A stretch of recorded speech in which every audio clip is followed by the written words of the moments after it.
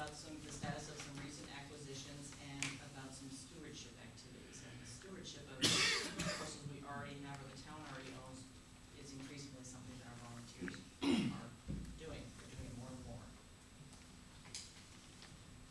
So, as you may know, the 300 Committee Land Trust was founded in 1985. It's an independent nonprofit organization. Some people think we're affiliated with the town, but of course we're not, as you probably all know. We were formed specifically to preserve open space in Falmouth, and with the help of the Concom and your predecessors and a lot of individuals and organizations, so far more than 2,300 acres in Falmouth have been set aside as open space. And the 300 Committee has just about 1,300 members. Thank you. All right, so just to start things off, this will be a recap for most of you. This is the piece about our recent acquisitions. So in the past year, the 300 Committee has purchased 2 properties. The first was in June 2011 through the Conservation Partnership Grant, and we have a conservation restriction that you hold. So this is a 2.2-acre parcel that's mostly wetland. So one of the big objectives, the main objective here, was to preserve and protect wetland habitat. This property, the Joe's Driving Range parcel, we have been working with T-Ticket Civic Association on the concept plan, which I shared with you a month ago when you reviewed the conservation restriction. So this was purchased by the 300 Committee in December 2011. It's 10.7 acres. Again, the wetland here was one of our primary focuses in terms of acquiring and preserving the parcel and providing open space in an area that's very densely developed. There's about 3,000 residents within 3/4 of a mile of this site. So one of the main objectives here is to provide open space in an area where there's very little. The conservation restriction will be held by the Board of Selectmen. That's a requirement of the state park grant, which was one of the funding sources. And we will be starting work soon to convert the land into T-Ticket Park later this spring. Okay, the Riverbend Conservation Area. The 300 Committee acquired this parcel in 2007, 4 or 5 years ago. It's about a little over 10 acres on Sandwich Road. It used to be the Riverbend Kennels. And the demolition of the buildings on this site is now complete. The restoration of the landscape, the natural landscape, is in process. And the silo restoration is, well, it's up in the air. As you may recall, the 300 Committee Board of Directors voted to stay the demolition of the silo in response to some concerned citizens. And we said we would leave it up for a year and to try to give some time for various organizations and people in town to try to raise the funds to both restore and to maintain in an ongoing basis the silo. And the latest good news we have about that is that the Historical Commission just voted to approve being a co-applicant Community Preservation Act funds for funds to restore the silo.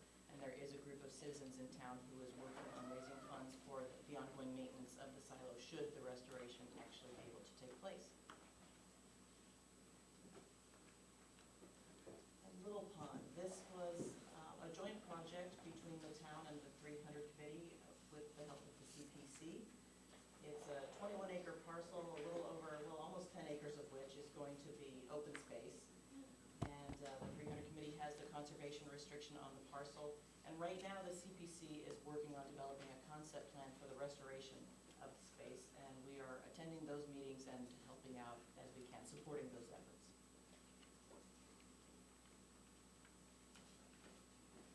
The Breivogle Conservation Area, this is 67.3 acres. It was purchased back in 2011 with land bank funding. 2001, actually, with land bank funding. And at the time that this property was sold to the town, the previous owner, Carl Breivogle, had donated $40,000 so that the town could complete a restoration of this parcel. The funding is still there, it's still intact. It's in the Community Preservation Fund. And the $40,000 is available to implement a restoration plan on this site. So what the 300 Committee has done is established a working group to to discuss some of the issues that we think will need to be addressed through a land management plan and through a restoration plan. Knowing that the parcel is under the Conservation Commission's jurisdiction, we would hope to come to you with an outline of some of the issues. Joanne Miramoto from our Board of Directors is working on a draft land management plan. Some of the issues, and I'm just going to hit the highlights, that we think we'll be addressing in many of our recommendations would be controlling ATV usage. That is one of the main management issues at the site, and it's causing a lot of damage around some of the wetland areas. And we most likely will be having some recommendations to restore the wetland. And part of our management goal would be to control some of the ATV uses so we don't destroy any new plantings and that sort of thing. Long-term vegetation management is one of our goals.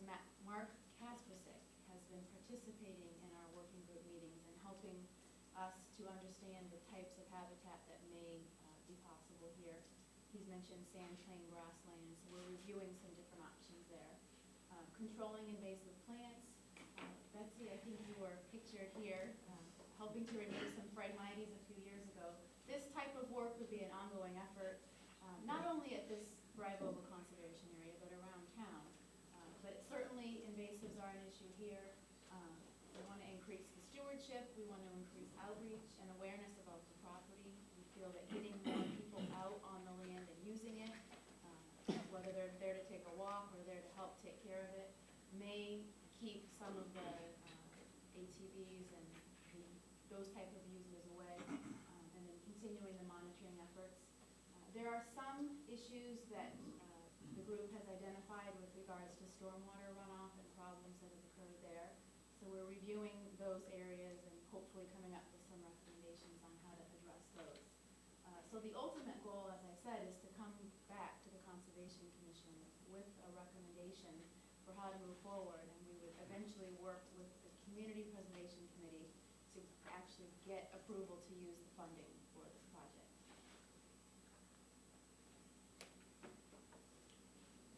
Stewardship activities. As I mentioned earlier, we have a lot of stewards, a lot of volunteers who help to manage the property that's been set aside for open space. We have a 17-member trail crew, and they get together numerous times over the course of several months in the winter, and they identify parcels that need specific work. They do things like move downed trees or tree limbs and cut back overgrown trails and things like that so that people can actually use the parcels. They think that they logged more than 110 hours. That's their estimate. We also have 60 volunteer stewards, and those are stewards who are assigned specific parcels of open space throughout town, and they are charged with walking the parcels and keeping an eye on them in general, and at least once a year we ask them to file a written report, a monitoring report, talking about any issues that they see on the parcel, such as dumping or overgrown invasive species and maybe encroachment by neighbors, things like that, so that we can try to keep an eye on the parcels that the town has already set aside. It says there we're two-thirds toward our goal of having all the reports in for this year. We met the goal last year, so we're pretty optimistic that we'll get them all in this year. We also do arrange work sessions scattered on different parcels as we see issues that arise. And you want to talk about the report? Yes. So this year we have an individual placement, an intern essentially, that's working with the 300 committee. He's a member of AmeriCorps Cape Cod, and part of his assignment is to organize some work days on parcels and to engage with volunteers. So there will be a 2-day work session coming up at Cardoza Conservation Area on Route 28A, and there's a series of issues that need to be addressed there. AmeriCorps is looking at different parcels throughout town, and we're hoping that they can help us get some of the work days accomplished this spring.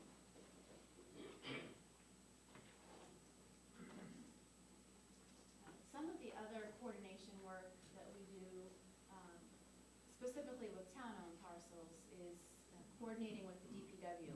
Oftentimes when there's an issue that comes up on a conservation site, neighbors will call the 300 committee and say, there's an issue, there's a dangling tree that looks dangerous, it's going to fall on somebody, this type of thing.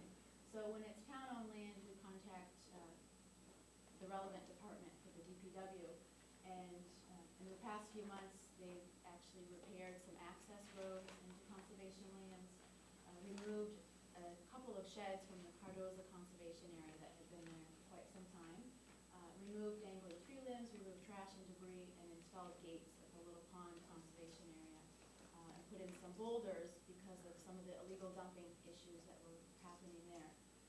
So we found that the DPW has been very responsive in handling some of the issues that have come up at the conservation lands. And also to note the coordination we have with Conservation Commission staff. I mentioned earlier that Mark Kaspersik participated in or is participating in the Bryvoga Working Group. He's also helped us looking at proposed new trail locations, and we met with Jen early on to talk about some of the Bryvoga issues that we're looking at the conservation area there. So in general, we found the Conservation Commission staff and their expertise to be very helpful in us accomplishing our work. And all of this, we didn't mention earlier, but we have a memorandum of understanding with the Conservation Commission. So our organization is the responsible party for ensuring that a lot of these parcels are maintained, and our stewards work with us through that. So we enjoy the relationship with the Conservation Commission and the staff, and we look forward to continuing to keep you informed with what we're working on. Any questions? Okay, thanks. Well, first of all, I'd like to say, and I've worked with you as like trail crew things too, on a lot of these, and anybody, you know, on the board or in the audience who might like to do it, it's a nice way to get outside, especially this winter. It was nice to be out. So we really appreciate the effort that you've put in to help us manage. I mean, that's, for people who don't realize, the Conservation Commissions actually were established by state law in the 1950s, and the first responsibility was to manage conservation lands. And it wasn't until the Wetlands Protection Act of the early 1970s that Conservation Commissions were given a regulatory role. And so our regulatory role actually demands, you know, well more than 90% of our time. And we're very fortunate here in Falmouth to be able to work with the 300 committee to help us in the management aspects.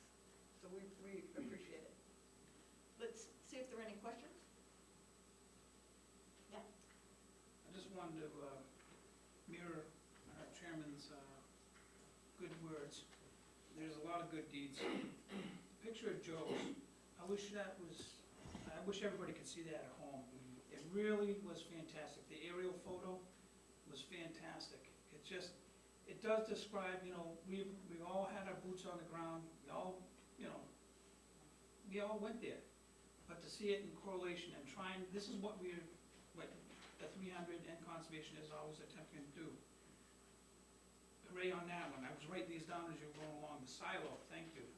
I know that's, you know, that's an effort. It didn't have to be, but thank you. The silo is hopefully something that we can go forward with.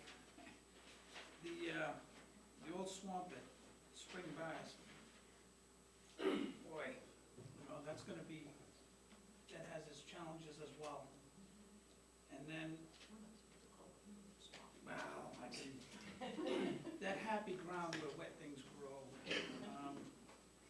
And something in the Bryvoga that I didn't know in the management plan. I don't know if we can do it, but a resource for beach grass. Actually using it as a farm. Something that I kicked in the back of my head. There may be portions of that would be suitable to raise crops, where either for the town use, for our own projects that the DPW, that does do hand in hand with you, just throwing that into the mix. It's just something that's been kicking there. And the last comment, enjoying the relationship between us. It can be very taxing to sit on this side of the desk. And every once in a while when there's something nice being said, it's greatly appreciated.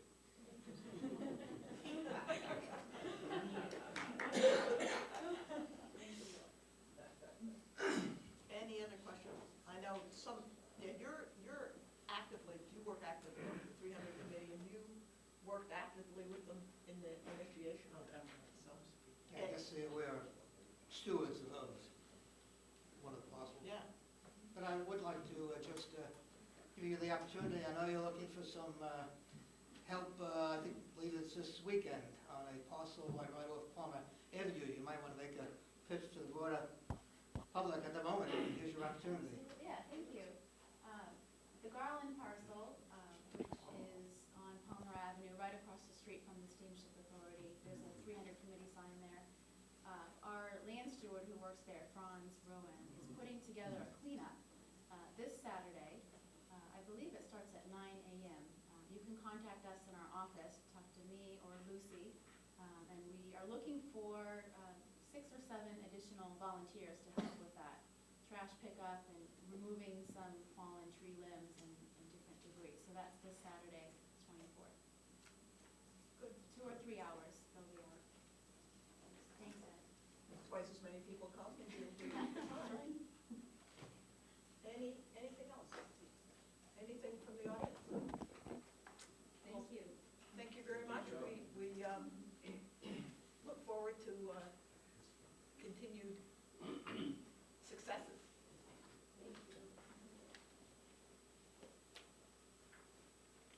Okay, the next item, and is Mary Kay here? She's not here. We could either put it off for another day, or I don't know what the issue is.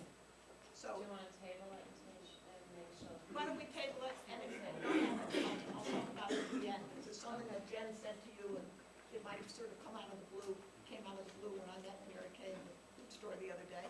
I move that we table. Second. All in favor, say aye. Aye. All opposed? Unanimous, so moved.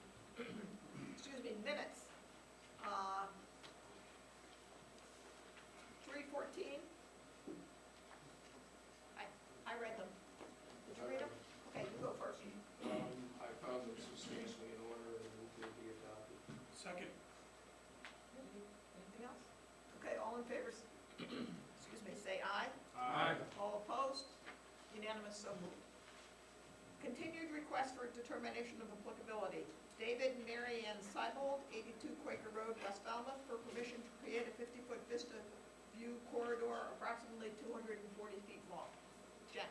Yes, Madam Chairman, the staff has reviewed the project, worked with the applicant, and at this time, with the revised view corridor plan, we are recommending a negative 200 state in the bylaw with the resource area boundaries not confirmed. So moved. Second. Any questions from the board? Any questions from the audience? The motion on the table is to accept staff's recommendation of a negative determination, which means they can go ahead with what was agreed with staff. All in favor say aye. Aye. All opposed? Any abstentions? Unanimous, so moved. Okay, request for a hearing under a notice of intent. All hearings of the Falmouth Conservation Commission are held simultaneously under the Massachusetts Wetlands Protection Act and the Falmouth Wetlands Bylaw. Although a single decision is issued, it represents a separate decision under each authority. First up tonight is Robert and Joanne Fallon, 71 and 75 Little Island Road, West Falmouth, for permission to raise the existing dwelling and construct a new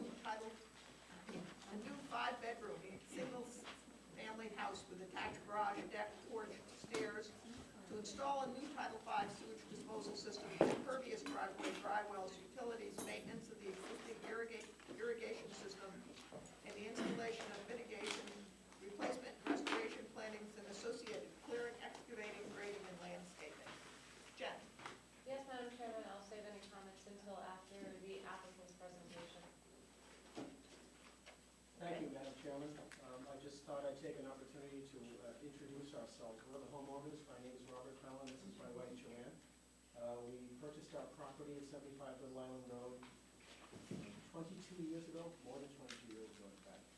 And we were living in Tokyo at the time. And we have spent basically every summer in this house because I've been working in Asia for 31 years. But as we're coming forward to my retirement, we're going to be planning to retire to the Cape, so we're going to redevelop the house. When we bought the house, it was really constructed as a summer house, and there's a lot of reasons I could go into, but it's just not up to standards in terms of the way it was built. And we just, we want to redevelop it children, and hopefully grandchildren. With that in mind, you may recognize my wife because she's been before you in the past. I think I'll just let you speak for yourself if you'd like. No, I just thought that it would add a positive dimension to our application, to remind you that spearheaded the group in West Falmouth that saved the marsh at the end of the Island Road.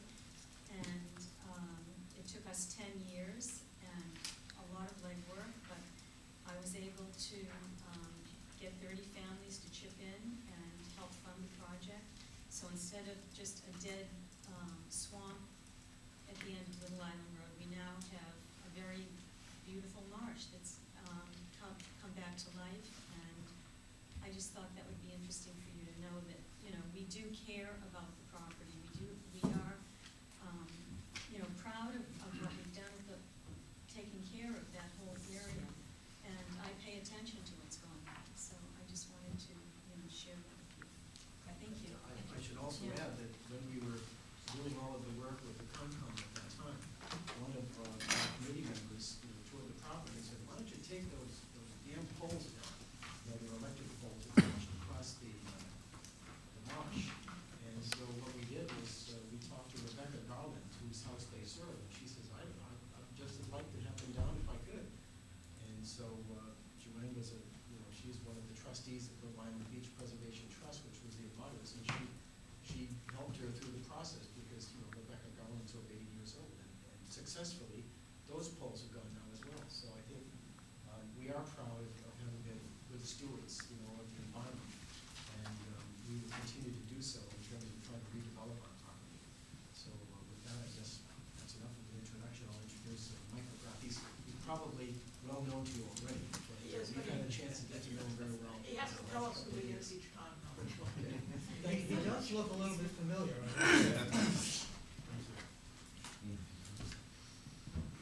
Good evening, Mike. Good evening. My name is Michael McGrath.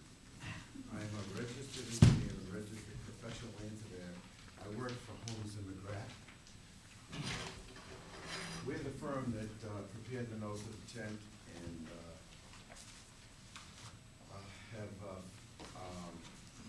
have been advising the owners on how to proceed.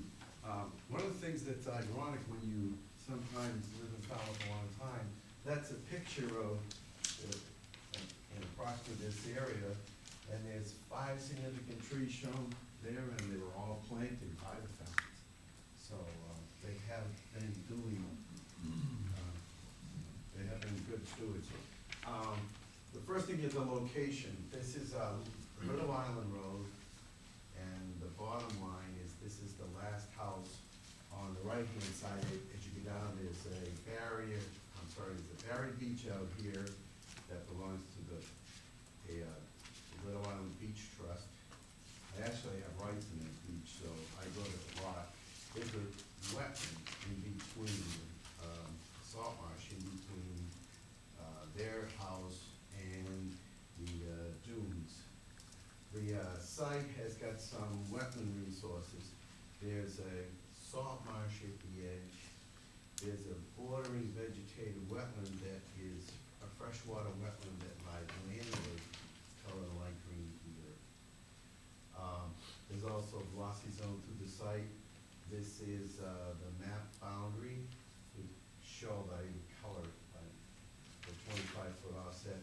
This is in an A zone. There's an existing house that's shown right here. And what the proposal is to take the existing house and raise it and put in its place a new house. The new house will be above the velocity zone. There'll be a new septic system that's located in this location. The existing house is a 5-bedroom house. The septic system is located right here. This is actually a 4-bedroom system. We are actually reducing the flow, or the design flow of the system. What we have done is you have formulas about the various increase of areas in different resource area buffers. This is the resource area buffer A, and this is the resource area buffer B, the boundary. And there's a net loss of 19 square feet in the A zone. And there's an increase of 920 square feet in the B zone. So we have proposed a total of 1,840 square feet of mitigation plants. They're here and they're here. The site, when you get down Little Island Road, there's a distinctive, I'm not sure what to call it, area of bamboo.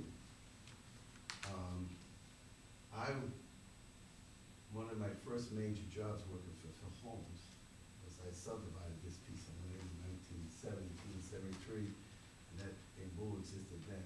I remember coming to Falmouth saying, bamboo? I didn't know who it is. So anyways, we are proposing, since bamboo is an invasive, to remove the bamboo that's on this lot. There is in the notice a complete description of how it's going to be removed. Since this bamboo extends by seed, but also by rhizomes, that I think that's the correct word, there's actually gonna be a barrier constructed underneath the ground so that once these are removed, they don't re-invade from the other lot 17F or from the public road layout. In response to, there is several other things I want to talk about. There are 2 trees in the A zone that are going to be removed. They're shown on the plan with X's. And as a result of those removals, we're actually going to put replacement trees in here that are equivalent to the caliper inches lost. So we're gonna make up the total amount of caliper inches lost by new trees inside the bamboo area. This whole area is going to be, we call this restoration rather than trying to account for it. And this is completely covered with woody indigenous species. The proposed house has to be elevated above the velocity zone. The top of the house has to be 2 feet above the base flood elevation shown on the FEMA map. So this structure will be higher than the existing structure. And what I did was I brought pictures. This is the existing structure. It was built many, many years ago. When, by the time you conform to the new requirements, we have to come up so that the new finished floor is gonna be substantially higher. It's on, I think it's about 3 foot higher than the existing floor. So this structure is going to be elevated much higher than what exists today. What exists today, this is the walkout basement. This is actively used floor, and then there's the first floor. So the new structures will be elevated in up to about this area. We have filed, we have been talking with Jennifer. Jennifer says that the commission will not allow blowout panels. What I have done is we have looked and drawn a plan that shows the foundation. Your specific regulation says that the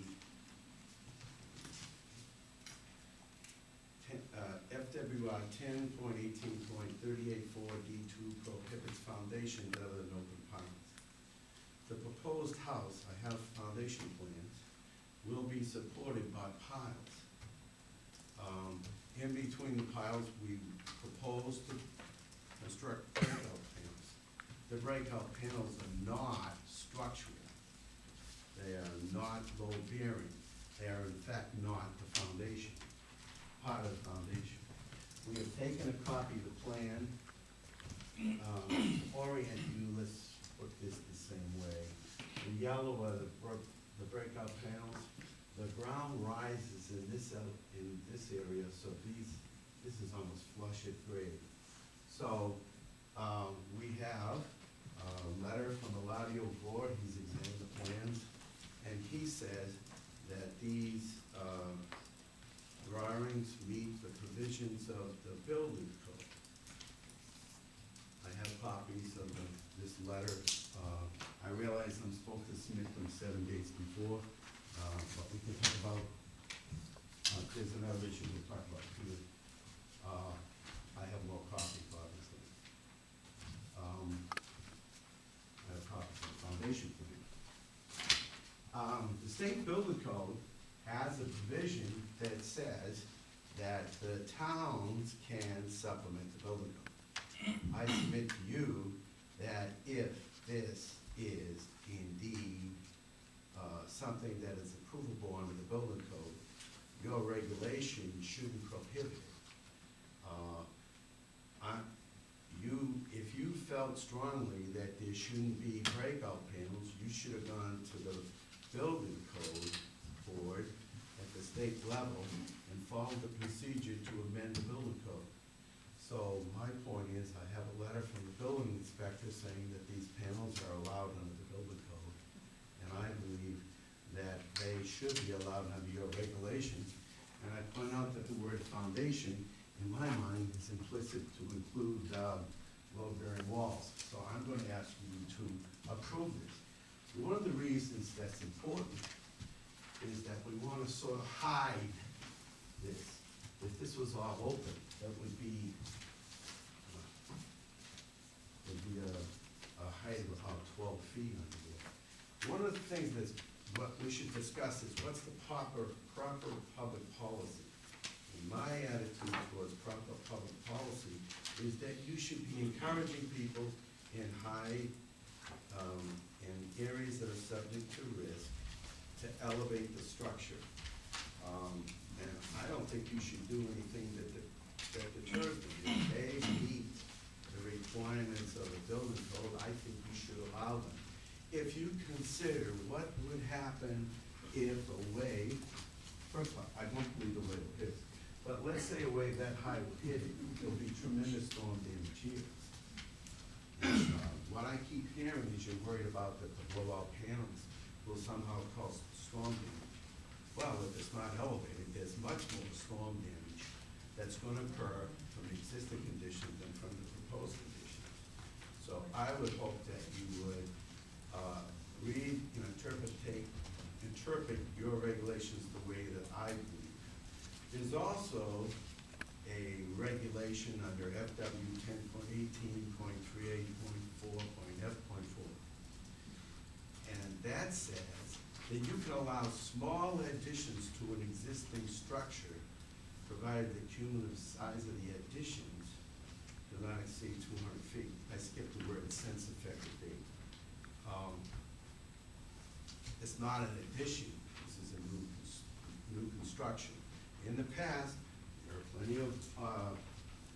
plenty of examples, including one directly 900 feet away down on AEG Little Island Road, where they took a small structure and built a bigger one. The finished floor is substantially above the elevation of the wave, so it's above the glossy zone. It's not an addition, it's a new house. We're going to elevate the finished floor so it's above the glossy zone. It's not an addition, it's new construction.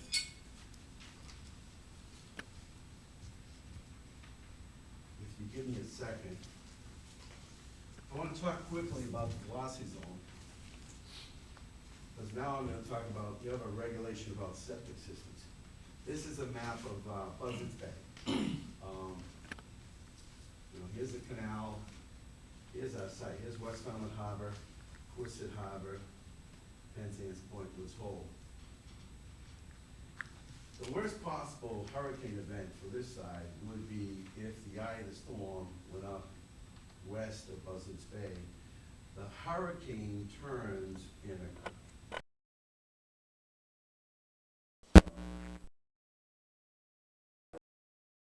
spiral movement. And if, this is a blow up of our locusts, and so if the longest section, which it is, it's blocked by Little Island, there's a jetty here, but I would call that crocodile teeth jetty, and I don't think it's really big to break up waves. My point is that the way that FEMA designated flood zones, I think a total of, I believe it's 14 different transects all across Falmouth, and they interpolated these. So I myself, when I look at what the landform is and what the potential risk is, I don't think it's as bad as what FEMA says. One of the problems we have is that, what Jennifer points out, is that she believes that we should apply for variance to the Board of Health and move the septic system onto the next lot. So what I've done is, I'm sorry for this little scale, but I drew this by hand. Here's copies for you all. It's a graphic. And what I did was, I basically took I drew a line through the septic system.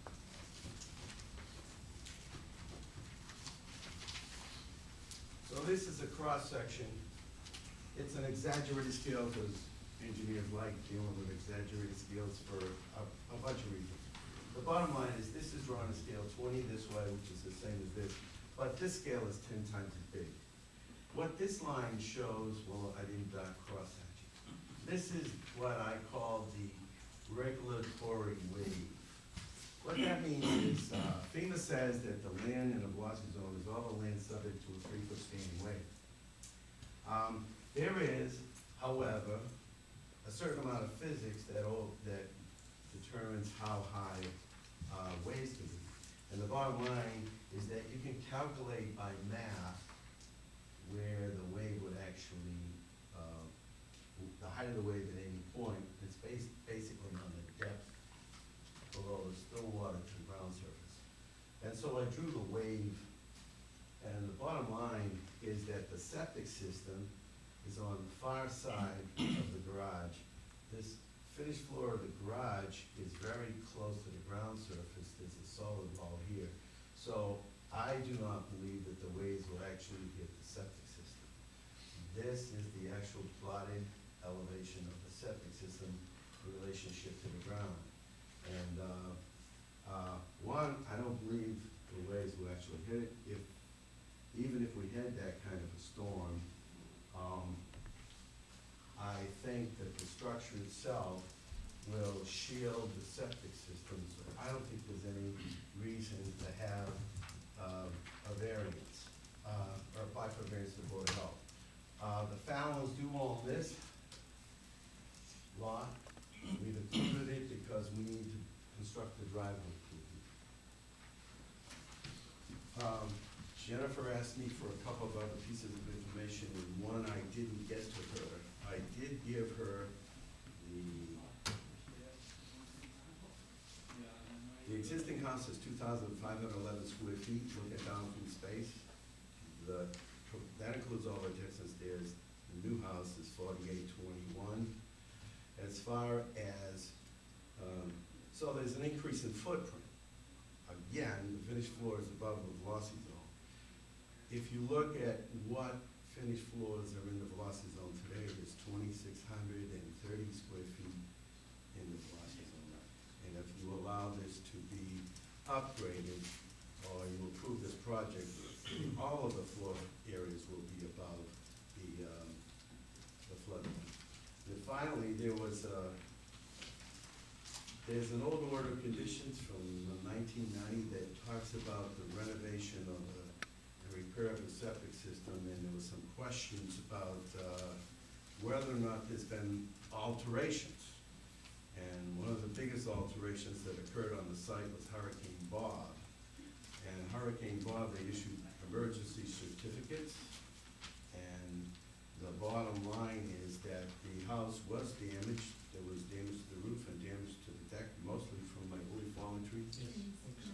So they did get permission from the commission. One of the comments was, I show an edge of grass that's different than today, and the Fallon's think the survey has a mistake.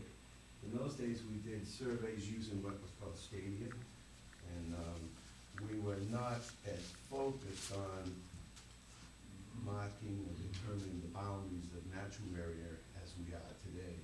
So the bottom line is, I believe that the Fallons have not created any non-conformities on the site.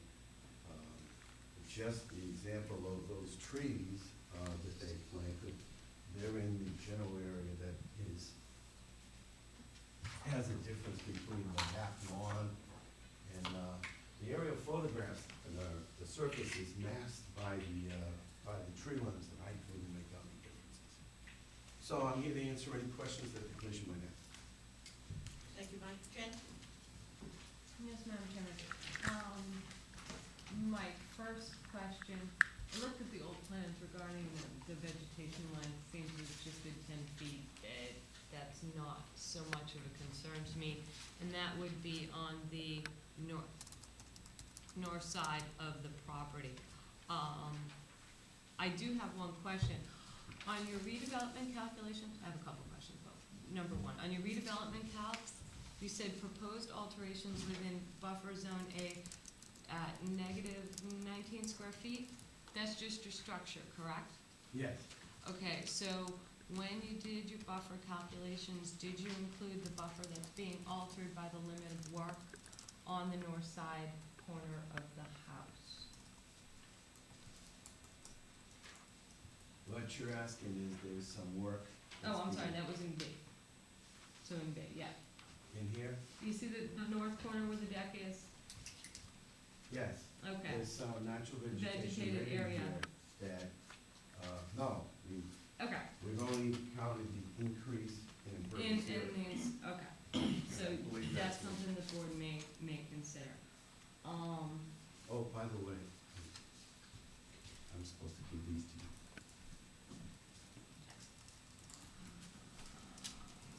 Okay, you answered, you gave me the square foot difference around, what, 20, I'll give 23? you a little graphic, if that would help. Not the graphic you gave me this afternoon, so the one that you were supposed to give to me and you didn't get to it. So the square foot difference, bird's eye view, you said I- 20? I- I asked you on Friday. You said 28 versus, 25 versus 48? Give Yeah, or I'll take. give you both. Okay.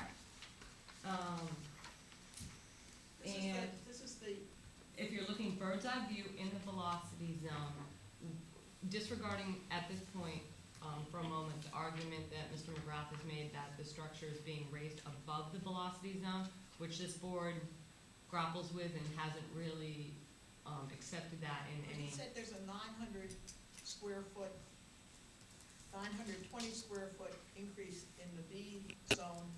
I'm talking about. I know, but the that's whole all in the velocity zone. Yes, yes. No. So, It isn't? No, I said everything's above the velocity. Mr. McGrath is claiming that everything is above. Forget that. You said that there was a 900 square foot addition, 900 square foot, 920 square foot addition in the B buffer. And all of that, Impervious area. Yes, and all of that buffer is in the velocity zone. correct. Correct. If the impervious is up there, I still count the impervious. I know, and I count it as velocity zone. An You argument. did not do that on lot HE, Mr. a McGrath, little while can I ago. finish my questions, please? Thank Yeah. you, Mike.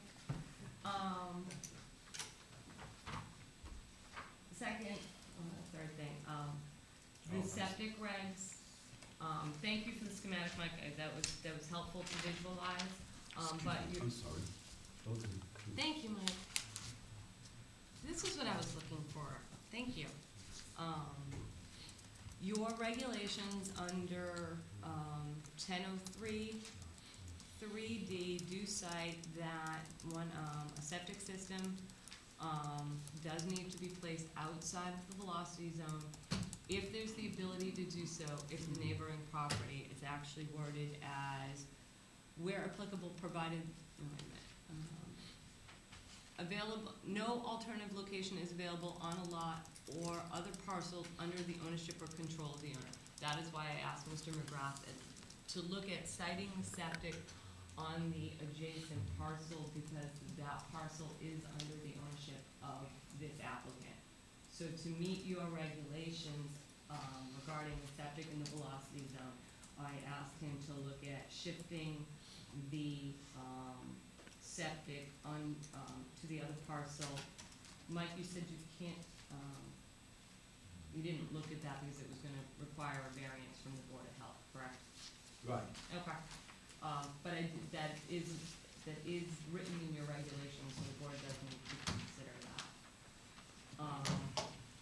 I can cite 3 decisions that this board has made within the last year and a half that you have not allowed breakaway panels in a velocity zone. So you do need to consider that option that is on the table here. The applicant would prefer to have breakaway panels on the velocity zone. One of them was Shorewood, Little Island. So there are samples or examples in recent, the board's recent decisions that you have adamantly said no breakaway panels in the velocity zone. So that's why that discussion came up with Mr. McGrath. Mike, did you have any more, did you give any more thought to that tree right off the deck? If any of the board had gone there, if you were looking at the new portion of the deck on the north side of the house, there's a tree there right now. I think it's about like 4 feet off the edge of that deck. The plan does call for that tree to be saved. I'm not convinced it can be, especially with the deck being 4 feet off of that. The tree, if you actually stand there and look, it's right next to the irrigation valve. You're all looking at the plan, irrigation valve, got it, there you go. So just look at that one again, Mike, because I was standing there looking up, and I just, one, think it would get damaged during construction, and 2, I don't think that that's something that the applicant is envisioning when they think of their deck and then just having this large tree there. So it's something you may want to consider, either altering the deck or just replacing that tree somewhere else on the property. And I have asked you to go back and look at the area within the bamboo. Did you have an opportunity to discuss the wetland line with Jeff and whether he went actually into the bamboo stand to look? Because that wetland line just breaks real sharp right there. The answer is Jeff Johnson did look for wetland plants He did. inside the bamboo he didn't see. He looked for wetland plants. Did he look at the soils? I didn't ask him. Okay, can you just double check on that for me? Because, wetlands are determined by plants and soil, and that wetland line is just kind of suspect. I did not put an auger in there, so, we can go back and look at that. You did say that you were gonna, flag the wetland across the street, correct? That's right. Yeah. There's a wetland across the street, and we need to submit a revised plan showing that location. But the work is far enough away that it will not affect that wetland. Okay. For questions, I have I have a couple actually, other questions or comments on things you said, Mike. You said that you think that the structure, the proposed structure of the house is going to shield the septic system from the wave action? Yes. So the water's not gonna go around the house? I don't believe it'll go around the house. So the water's just gonna stop when the big storm comes right at the edge of the house? Okay. And Let me explain. No, I understand what you mean, Lynn. It's just gonna stop right there, right where you drew your line. If it, Must be a Colgate tree. if, the first thing is, you have this, so there might be some, I started to say reflection, but it's really refraction. If, in any case, the concept in coastal engineering is the way it's always approached in the 90s. So when I look at the orientation of here, I see the waves coming in this direction. I suppose that perhaps something could come up here, but this is actually supposed to be a foot lower than the still water out there, so, and if you look at the fetch, that would be extraordinary for it to make it that far. The fetch being, the waves are generated by winds. So when I looked at what I thought the most probable wave attack is, I thought the most probable wave attack was basically in this direction. Okay, thanks, Murray. And regarding the building code, all regulations are independent of each other. The building code allows for, hypothetically, a house to be built in salt marsh. Are you saying that this board shouldn't prohibit that as well? What I'm saying to you is if the building code allows certain details in a foundation in a high floodplain, under the state law, the town has to petition to supplement the building code. We're not You're not supplementing supposed the to building code. supplement the building code. We're not And asking to supplement the building code. Well, I think they're different. Mike, our authority is under the Wetlands Protection Act and the Falmouth Wetlands bylaw.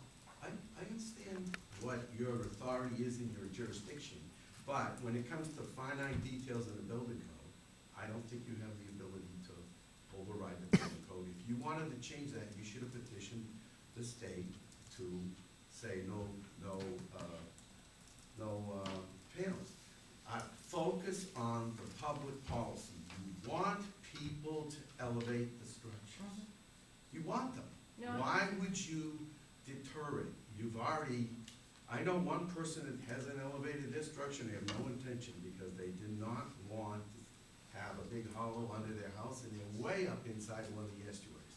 So, I look at it in a big picture. You want to enlist people, you want them to elevate, and don't make it so hard because of an opinion.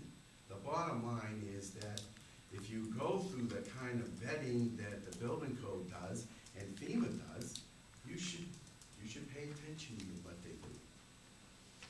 If you're worried about breakout panels, there's all kinds of ways that they can be further affixed to the structure by safety clips or chains or cables.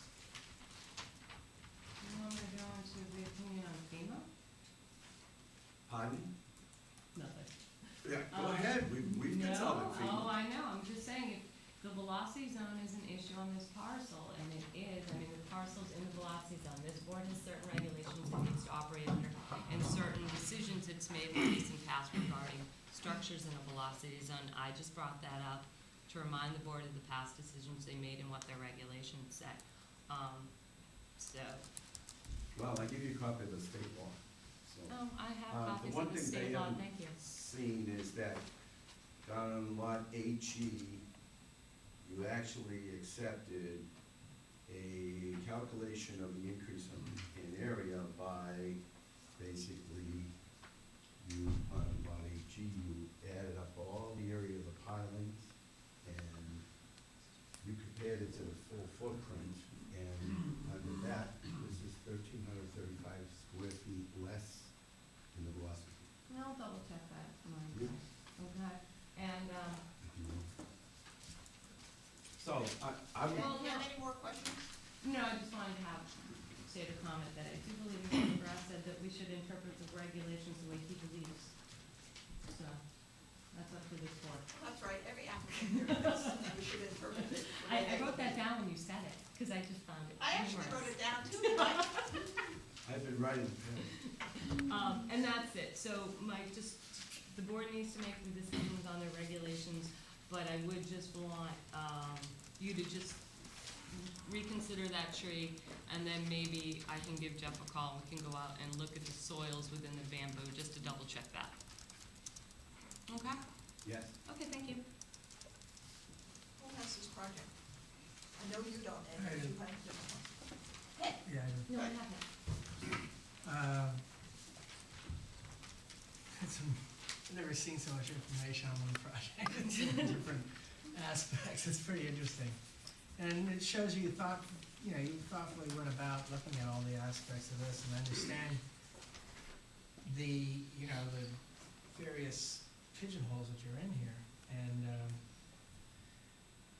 I think, I'll give you this, this is probably the best staked site I've been to for 3 years that I've been on the board. I have to say that. It was it makes it, I hope everyone else is listening, the engineers and You better write it down, Mike. it really was. It takes so much longer to look at these things, especially with the overlays and complexities, when you don't have the stakes. And I'm saying down to the fact that you change the flag, the flags on different notations on the stakes. So it was very easy to look at this, very easy to understand it, and believe me, everything's moving in the right direction. You're moving up, you're moving back, you're redoing a Title V system back out of the way. And I can see, boy, this lot line, I've never seen a lot line look like this around here either. Some of you are really spending a lot of time trying to make this work out. Just common sense ways, or just sort of looking at this in a design way, I can't see moving this onto the other property helping much. I understand it's inside the velocity zone, the limit line's there, but it's almost like we're going down in elevation to go to the other property, along with the distance. Are you bringing up the grade underneath this dwelling also, or are you No. just putting on pilings? Just pilings. Just, they build the So the concrete existing block. grade stays, is there a slab on that lower floor? There's gonna be a slab on a portion, Uh-huh. just because of moisture and everything. Well,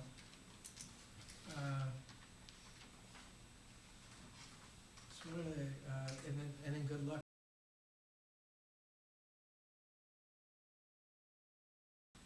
It would be nice to see it somewhere else, but I just don't see where else it goes. So anyway, I think there's been a lot of thought into this.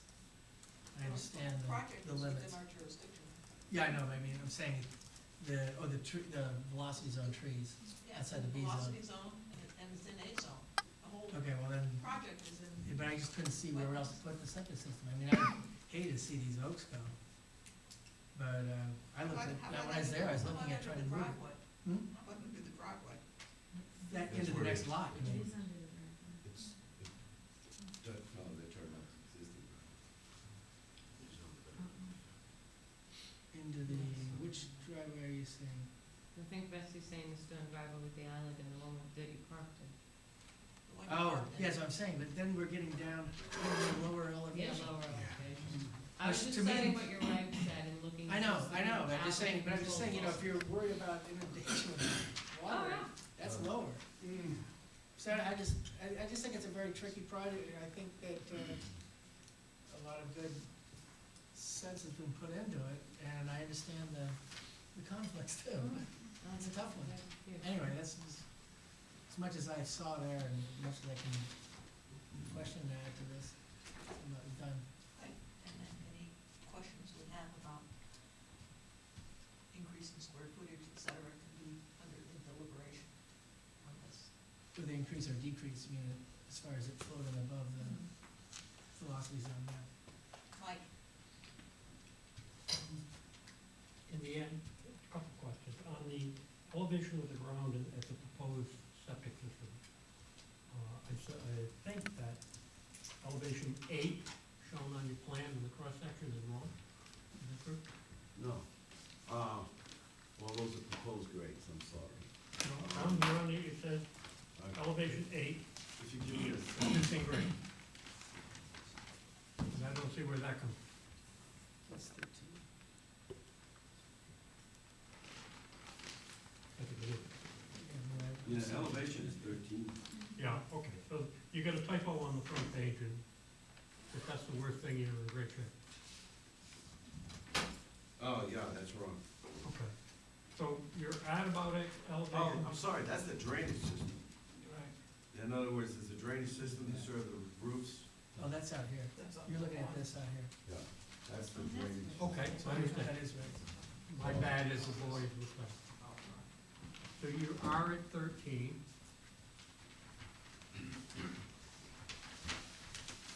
One of the concerns would be during that horrific event is that the septic tank floats. No. The reason it won't float, it's full of water.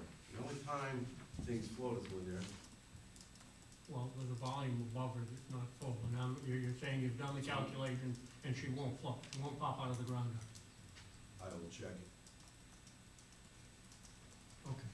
On net fill, how much fill are you bringing in to make this work?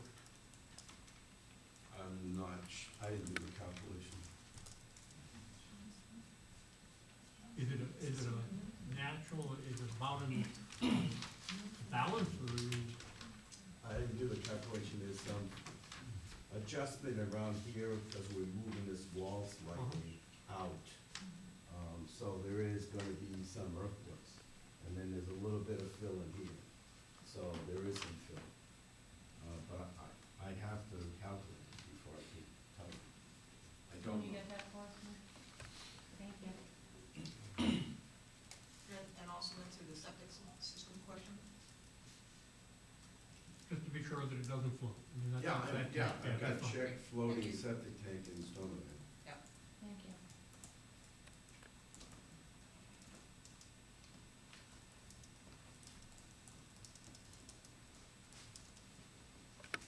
I'm good.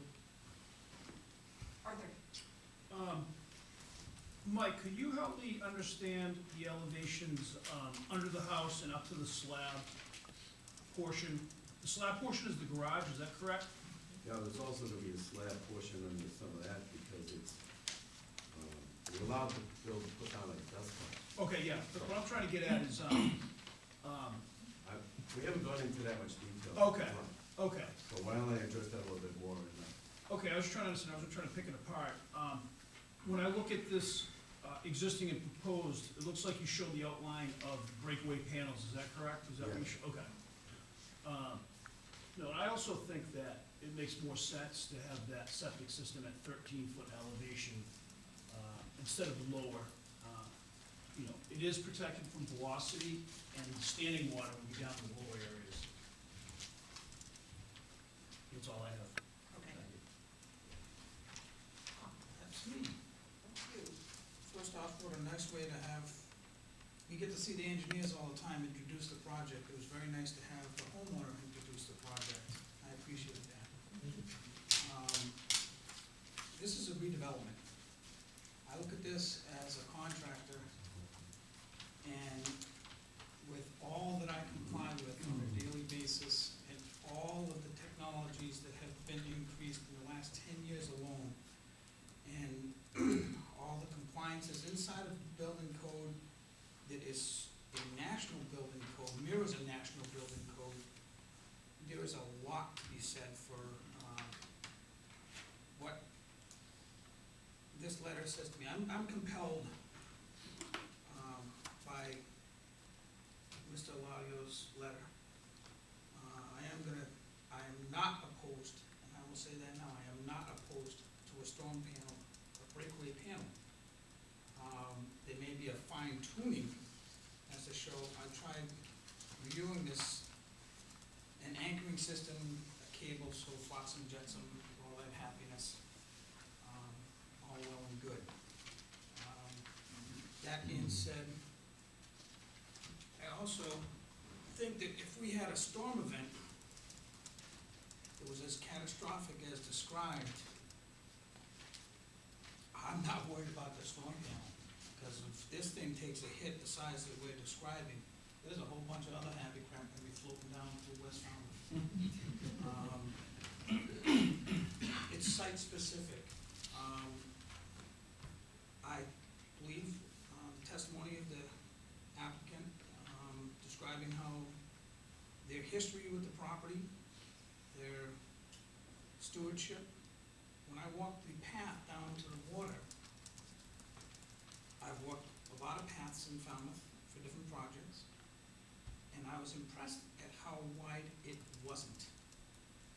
There was not aggressive growth on that path all the way to the beach.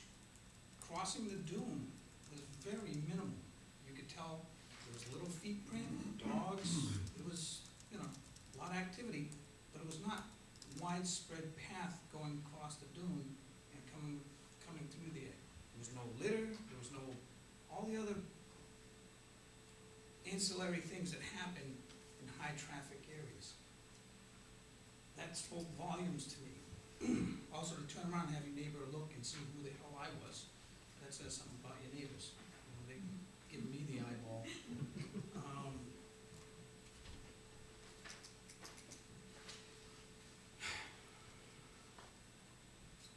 The bamboo, I went, because I'm got a little bit of a kid in me,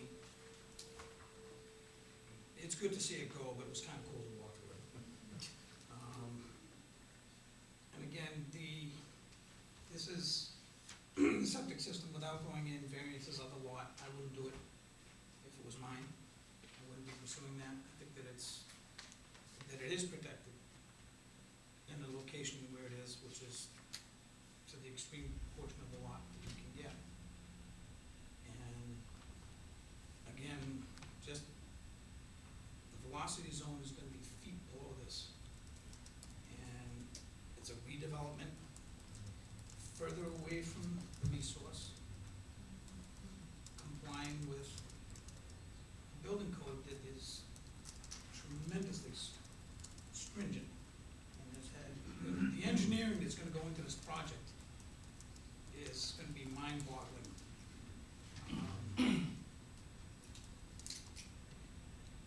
I think that's it. Okay. Ed? Yes. Well, I have nothing really to add in the way of new questions or issues, but addressing some of the issues that have been raised. I've been sitting here trying to think of constructive solutions to help move things ahead. And I have two, just to bring up, I don't know about the feasibility. Well, one, Mr. McGrath, you're much more aware of and familiar with and knowledgeable about than I am, and that is the possibility of petitioning FEMA in some cases to have the flood hazard delineations adjusted. I know you've done that on some other properties in town. You've probably considered, in this case, I don't know, you know, it's a difficult process, I know it, maybe it's an expensive process, but it is sometimes a solution to get the FEMA lines adjusted. I just throw that as a suggestion if you haven't done it. My experience is that I spent over $40,000 getting one approved in West Falmouth. They approved it in July and rescinded it in February. They then withdrew the recession, but we have no idea what the new maps, whether it will incorporate it. And so I have an attitude towards governments that do things like that, that I prefer not to deal with. Yeah, all right, We don't thank wanna you. hear your government attitudes. I'm just telling you that if an agency does that, there's something wanna hear wrong. it? Not tonight, and I'll buy you all a coffee tomorrow and you can hear it then. And thank you for bringing us up to date, and I would be in your camp. I can see why that would not be a very desirable avenue to take, certainly at this point in time, unfortunately. My other suggestion, an idea and concept is one I've raised before at meetings of this commission, where we've talked about breakaway panels. And what I'm gonna say should in no way consider that I'm for or against or made any decisions regarding this breakaway panel issue. But having said that, I'm gonna borrow some language from another part of our regulations. When we talk about armoring coastal banks, we sometimes talk about hard solutions and soft solutions. And this commission has always frowned upon hard solutions, but has been much more amenable to soft solutions. And I would suggest that in terms of panels and concealing and doing a nice cosmetic job on that level, that area below the first story, that there is a possibility of a soft solution. I think it may be something that's been done. I can't pinpoint the location, but I think I've seen it down in the Outer Banks of the Carolinas, and I think I've seen it in Florida. Essentially, it's use of canvas instead of plywood.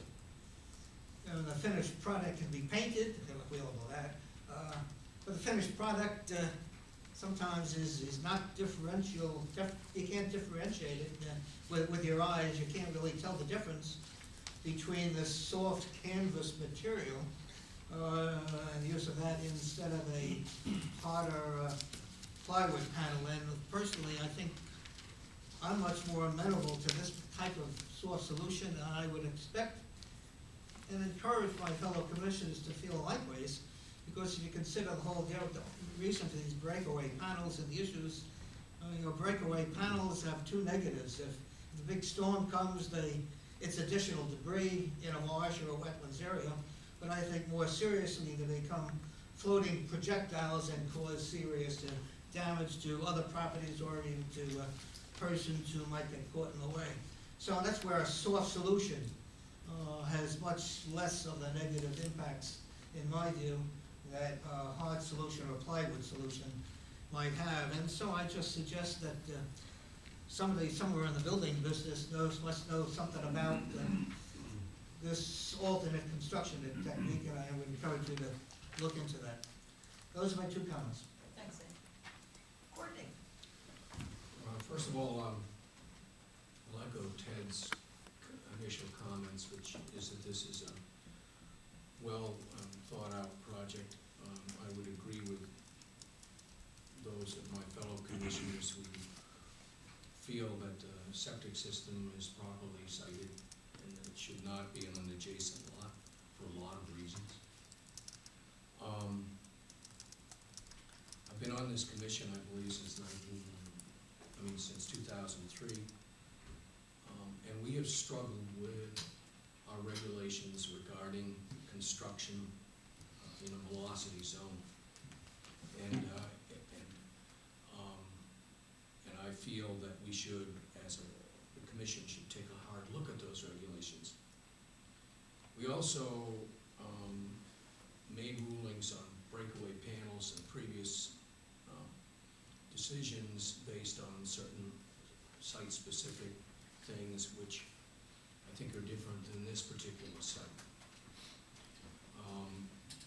And I think one of the question that has to be asked, which has been alluded to before by some of my fellow commissioners, is why do we have a heart attack about breakaway panels? And the answer really is that the concern is that breakaway panels in a velocity zone become flotsam and jetsam and create a danger and cause a lot of other problems. Now, that said, there should be ways to anchor a breakaway panel. Breakaway panel, by definition, breaks away under the force of a flood. And if I'm looking at the cross-section here, what's holding the proposed breakaway panel structures in place is a 16-penny nail stuffed in between the top two nailers, I believe is where it is.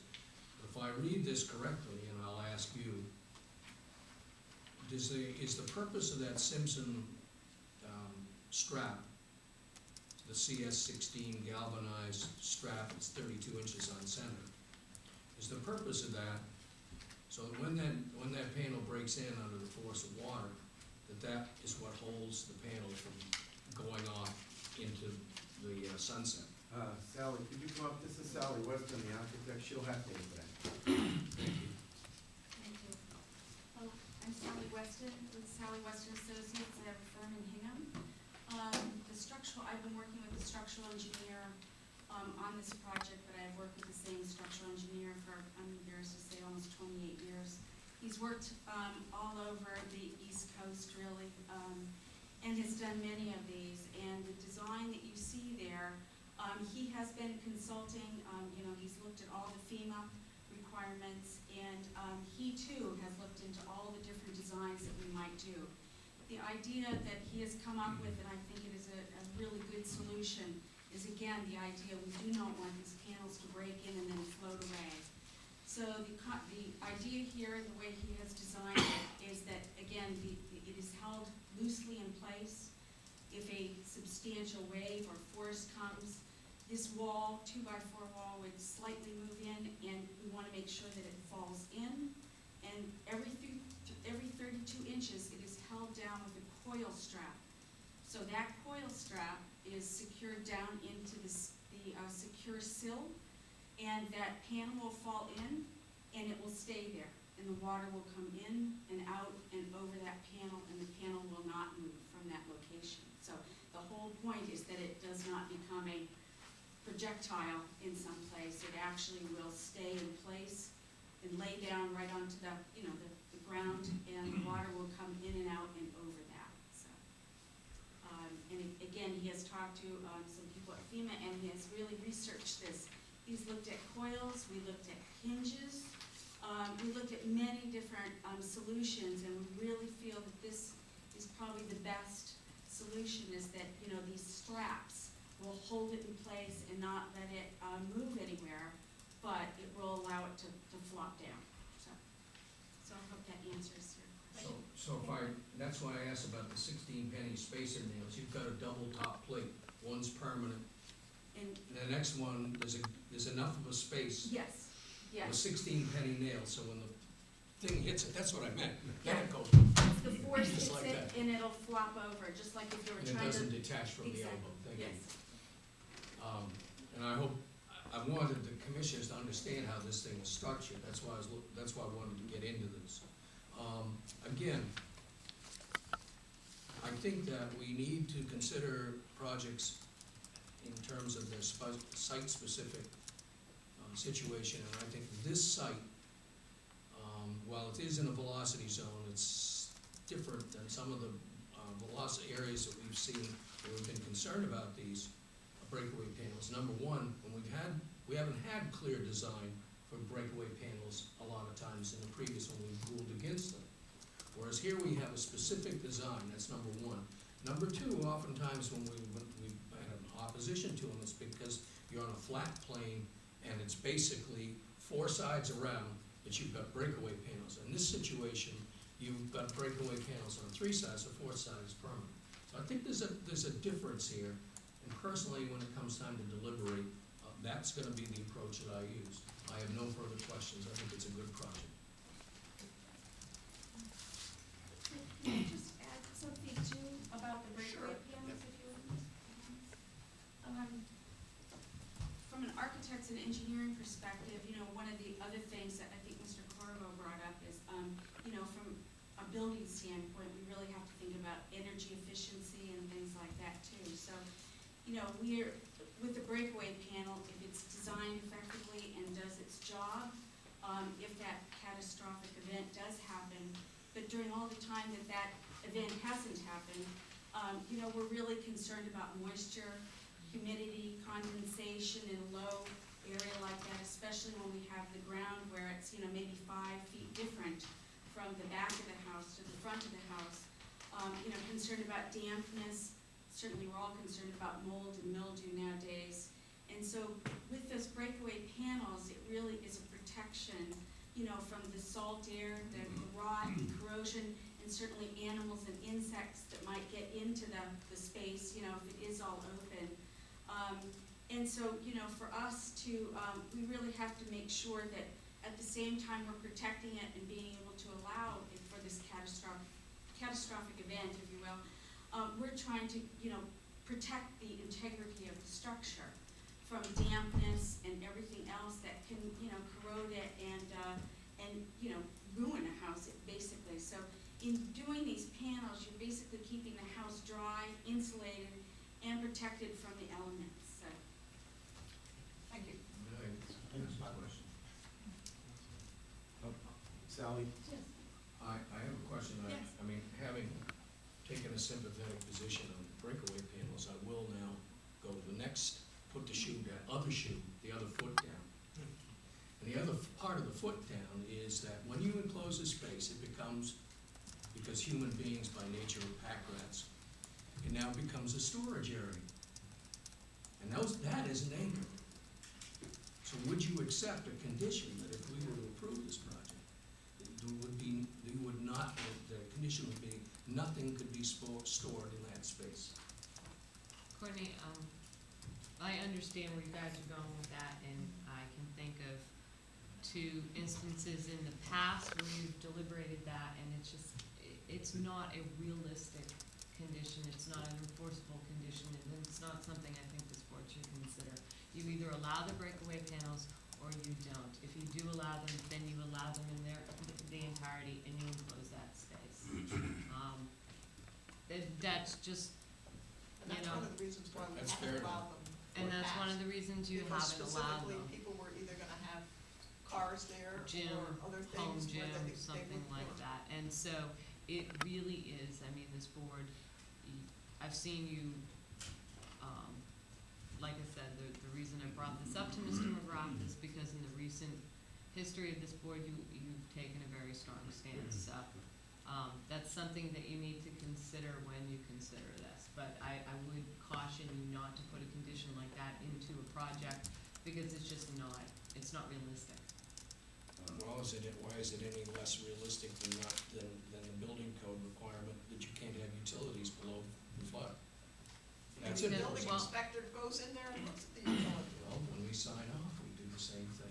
And, okay, so they're gonna move a box upstairs and then they're gonna move the box No, I understand, downstairs. and also unrealistic, understand that Courtney. people can put utilities there Yeah, all it's- after the inspection too. Oh, I But you understand can that. still have the rule. Okay, it's my Okay. turn. And unlike the rest of the board here who are either engineers or builders, I'm a coastal scientist. And I urge all of you to read, Eric Larson's book, Isaac, about the hurricane in Galveston in 1900, and about, people taking storms casually. I've been through hurricane, category 4 and a category 3 hurricane on an island in the Caribbean where I live. And believe me, none of you can imagine what the damage will be if we get a storm like that here. That said, I hope for all of us here that it doesn't happen in our lifetimes. Madam Chairman, can I say something? Sure.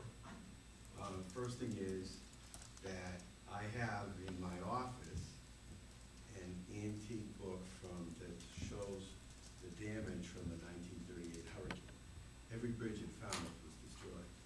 So I've also read The Wind That Shook the World, and I've actually done a lot of research about the effects of hurricanes. So I don't take it lightly, and I believe that my clients don't take it lightly. Read Isaac.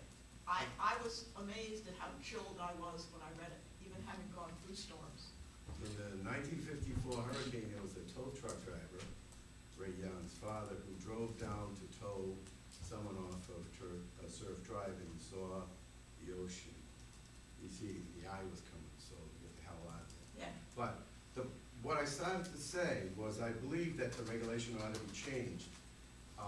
And what I ought to basically say is on barrier beaches and beaches, there ought to be no breakaway pins. But the velocity zones sometimes go far inland, and I don't really see the necessity of restricting the use underneath.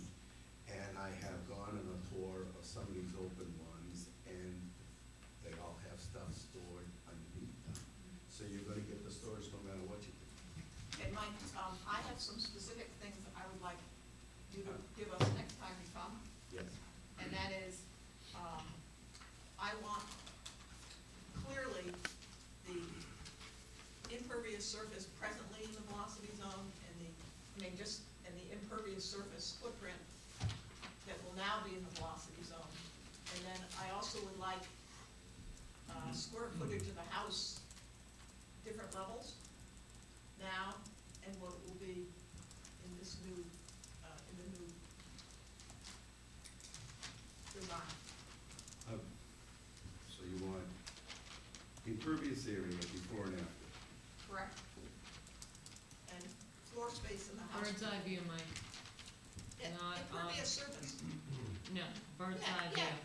No, he knows what I'm talking about. Oh, he knew what I was talking about on Friday, too. Mike, and I also want living space, floor space, before and after. In the velocity. Well, the whole house is in the velocity zone. Betsy, he's doing velocity zone above the 3-foot wave height, so. No, in the house, Okay. the whole house.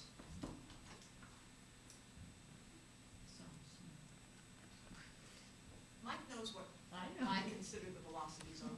I know he won't try to give me anything less than what I'm asking.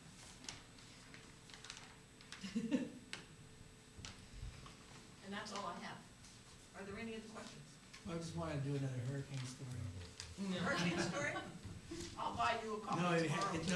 but it was true. Maury's not here, but Maury told me that 38 Hurricane, the house that sits in the middle of West Falmouth off Little Island Road, her uncle was rescued off the roof of that by a boat. So the guys got together around the railroad tracks and went out to get him off that house. To give you an idea of the heights of this. But I interviewed Maury's father. Maury's father was like 12 years old when the 38 hurricane came. They had no idea it was coming. They buried his grandfather that day, and he said, you know, things got darker and the sky came closer and closer and the winds picked up. At the It's quite a entrance, story. at the entrance to Penzance, there's that log house just before the gatehouse. There was a woman who survived the 38 hurricane in that house by climbing up inside the chimney on the second floor. Wow. So, there's lots of stories. I would ask for a continuance, and what the things I'm going to provide you is I'm going to check the floating, I'm gonna check whether the septic tank will float in a 100-year storm event. I will check or calculate the amount of fill. I will describe in great detail the grading underneath the house. We will consider an alternative to the breakaway panels. I will give you impervious areas before and after in the velocity zone. I'll give you a building total area, and I'll also document in words all the things I submitted by hand tonight. And the other thing I'll do is I'll mark on the site plan the wetland across the road. Okay, and Mike, can you give me a copy of the house, the photos on the bottom that you have, and the Buzzards Bay, the map, because you presented them at the hearing, so they're now part of the public. And no, I don't want that size. Can you give us, can't Can you you send review us JPEG? Yeah, if it's possible, if not, Mike, then I'm gonna have to take that, I don't want the board stuff, but I do need them for the public record, you know that. I understand. Yeah, thank you. Did you? How did long we- do you need, Mike?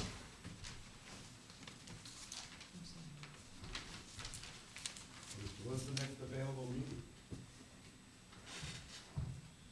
Well, it would be next week, but, No. no, and then they have town meetings, so, April 11th, that, all stuff needs to be in the week during town meeting, so that needs to be in on April 4th? So April 11th, Yes. roll? Okay, we'll do that. On behalf of the applicant, I'd like to make a motion to continue this to April 11th. Second? Okay, before we take the vote, are there any other questions from the board? Any questions from the audience? I don't think I'll give Mike a final word tonight. Okay, there's a vote on the table for a continuance till April 11th. All in favor, say aye. Aye. All opposed? Any abstention? Unanimous, so moved. Thank you, Madam Mike. Chairman, one quick question. Thank you, everybody who came. Madam Chair, Arthur, did you put some in those, thank you. Arthur's a good right-hand man. Oh, smart Ted. His job sometimes. He's smirking down there. He is. Now, he's making fun of Arthur. He's talking. He's taunting you. That's why I had to put Mike in between them. Okay, I'll overlay. Dad, don't smirk too much. You're gonna be sitting right there. Okay, Sea Scout Partners LLC, 350 Quaker Road, North Falmouth, for permission to reconstruct a park which includes removal of the putting green, patio bench, installation of new concrete walks, fire pit, patio benches, drainage, native trees and shrubs, replace the existing boardwalk and the associated clearing, excavating, grading, and landscaping. Jen? I'll save any of my comments until after the applicant's presentation. Thank you. Good evening. Good evening, ladies and gentlemen. My name is John Daly with Scout Capital, Sea Scout Partners, owners and operators of the Seacrest Beach Resort. And as just described, we're here to discuss our soft solution for continued beautification of the property. Fortunately, it doesn't entail any breakaway found, so with that, I'll turn it over to Mr. Bunker, and Mark Levinsky will soon follow with talking. Good evening, Tom. Good evening, thank you. I'm Tom Bunker. You see the pretty picture, you know, get over the engineering side of the show. The Seacrest Resort is on Quaker Road. If you've been there, the site we're working with, if you go in the entrance and go all the way into the right, up to the far northeast corner, there's an area there tucked in between the east end of Building 1 and the tennis court. Right in there, it has a potter's hole and some salt marsh on the east side, and it's all paved, basically paved on 3 sides. In the area, larger view of it right here, it's mainly grass already. This one full concrete putting green, 771 square feet, little brick patio with a bench on it, a couple non-native trees and some various fencing around there. What we're going to do is clear off the entire site. Everything coming out, putting green coming out, and putting this park back in. The putting green is the putting green and the patio together, 848 square feet, and putting in this walkway across here and a little semicircular patio. It's 666 square feet, at a reduction in impervious surface of 182 square feet. So if we're going to go into mitigation calculations, you all want some things. But there's no mitigation plan required. I guess I could back up some. There's the salt marsh here, the buffers from the various resource areas that land under a water body, 100-foot buffer out here, BVW, 100-foot, the only A zone, the 100-foot A zone is the salt marsh, which is over, the A zone goes over most of the site, otherwise the B zone, the entire site is within the A or B zone, mitigation zone, but because we have a reduction in impervious surface, there's no mitigation required. There is also a reduction in the lawn area, where you see most of the site that's not paved is lawn. Right now, there's 4,243 square feet of lawn here.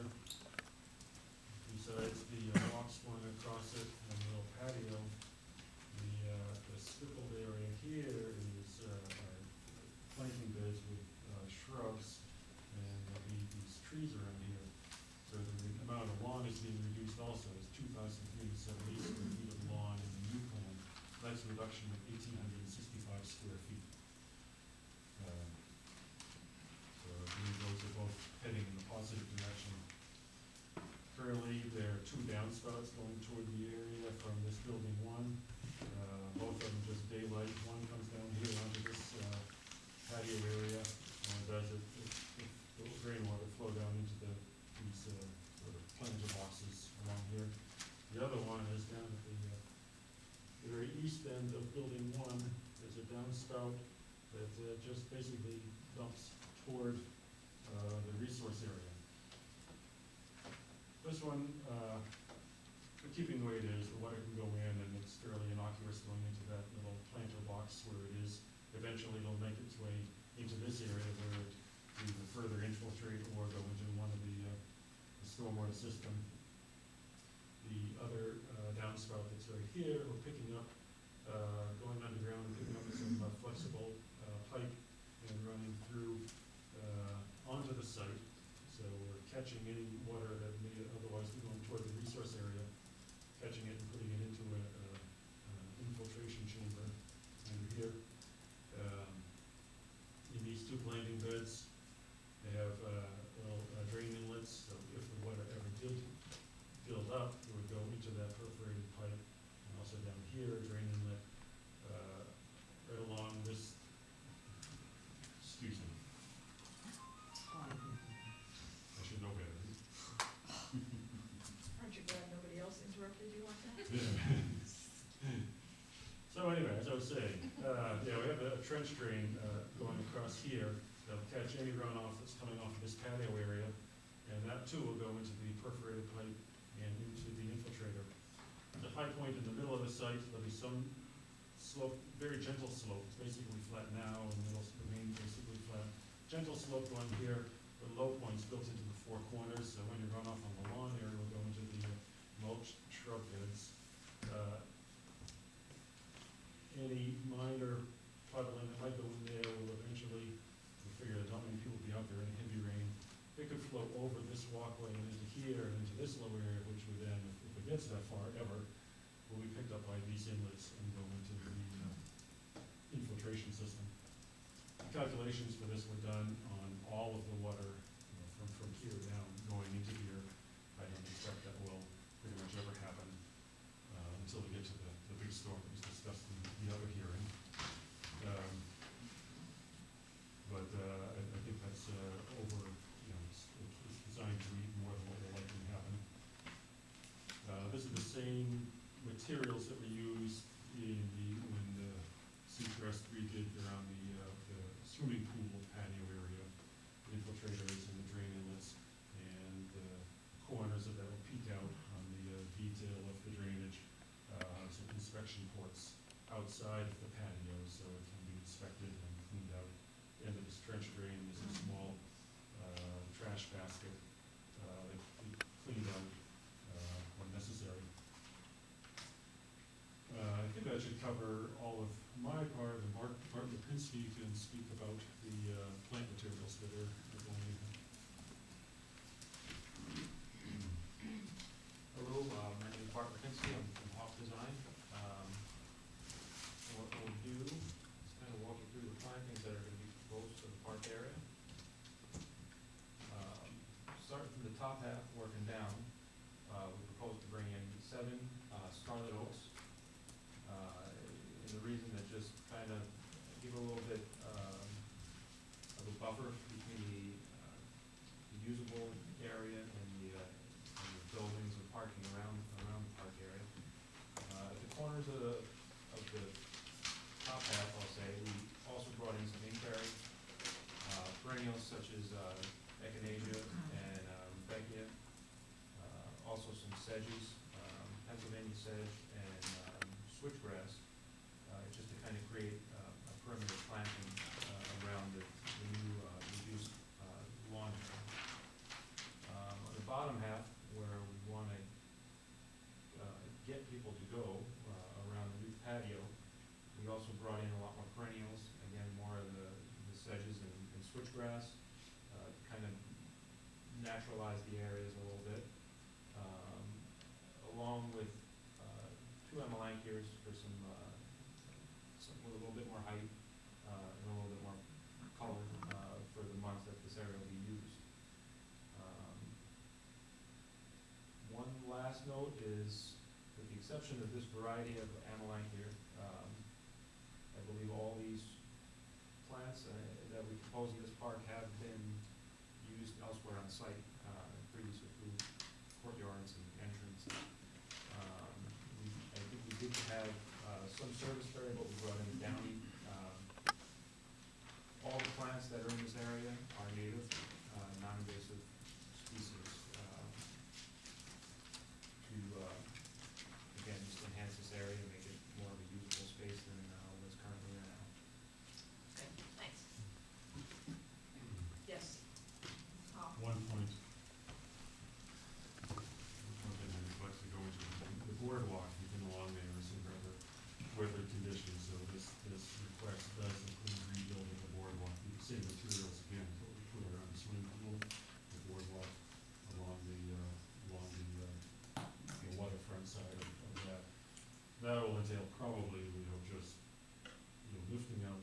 possibly replacing the stringers, lifting them out, putting them back in, and putting in the new decking, very non-invasive, just putting back what's there.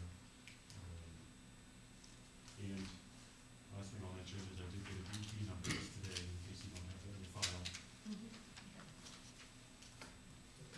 Thanks, Tom. Jen? I have no question. Ed? Yes, well, this is a continuation of all of the substantial improvements being made at the Seacrest to upgrade the property. This one I consider, from our standpoint, to be a rather minimal project. It's mostly a landscaping project. My only concern or issue is the silt fence on the bottom part of the plan, out toward the road, at the other side of the boardwalk there. I think I'd like mention of the silt fence to be on a landscaping plan, and I'd like to be shown, because I think it's at the time when someone's redoing that boardwalk, there may well be the need for some very shallow excavation as you're replacing the stringers and whatnot.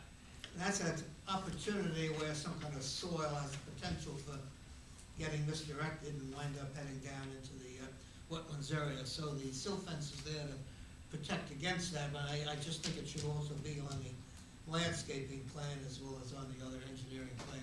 And maybe a notation on the landscaping plan as well, so when our landscaping people are looking at that plan, that they know they're not supposed to go to the other side of the fence, and they shouldn't be putting any soil or other materials the other side of that silt fence. That's the only issue I see.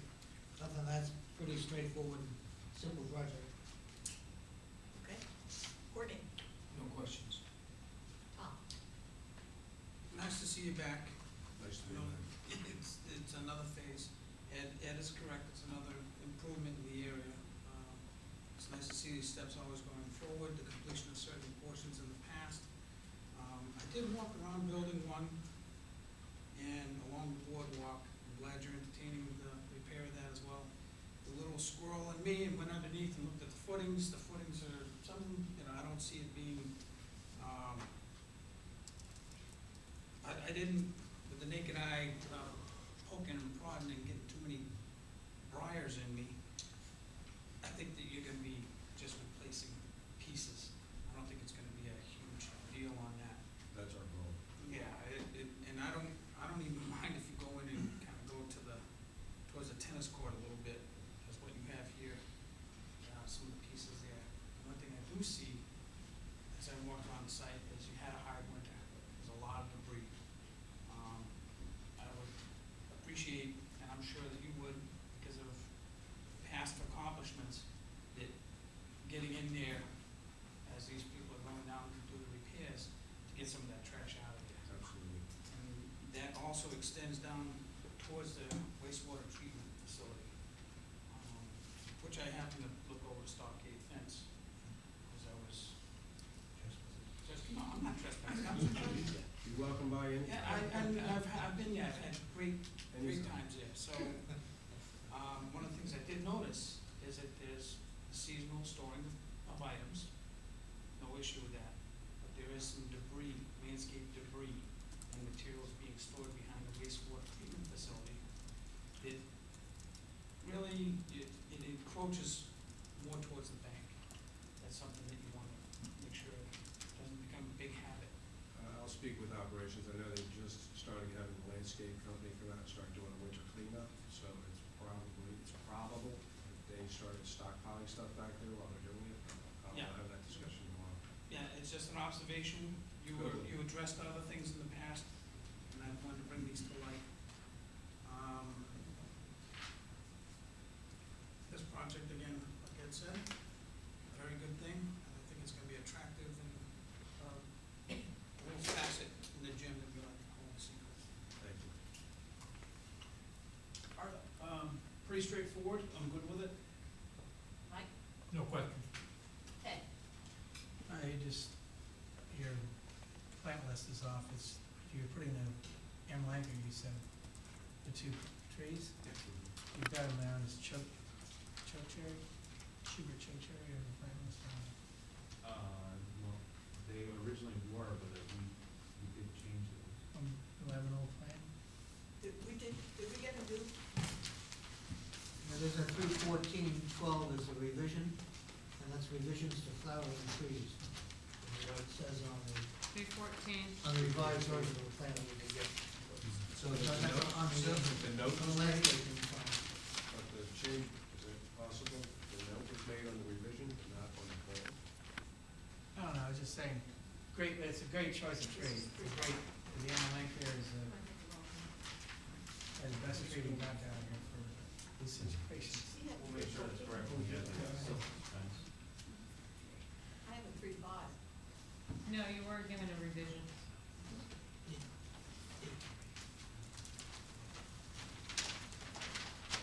Okay. Yeah, I'll believe you. It's a little complicated, but you want it for the You must plan. have a 3.5. Huh? You have 3.5? Bottom right-hand corner. March 5, yeah. Yeah, 314 has to be revision. This one up here says 314, and it revises exactly what you just discussed. Could we have 314 for the bottom? Wait, Yeah, that's one not moment. our plan. Our plan was not revised on that day, it's only the Hawk design plan. Yeah, that's what we're talking about. Right. Madam Chairman, is there, I need to know this, is there a updated landscape No. plan in the No, that's why file? I'm saying we want one for the file. We got one, because I have. I got 3.5 on, You know why I'm asking. I know why you're asking, but Ed, on we the have it hot signed. and on, You don't need it anymore, do you? 3.5, for both of them. that's I was looking at No this. revision date? No. Well, you No have, revision date. you have the page 2 of the drainage details, that was good at on the same day. Well, no, I got everything I pulled out of the last couple of weeks here. I don't see it. Whatever.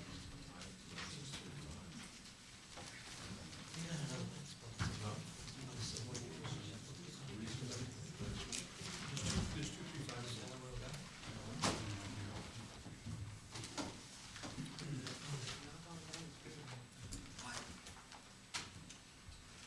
I picked it up Monday.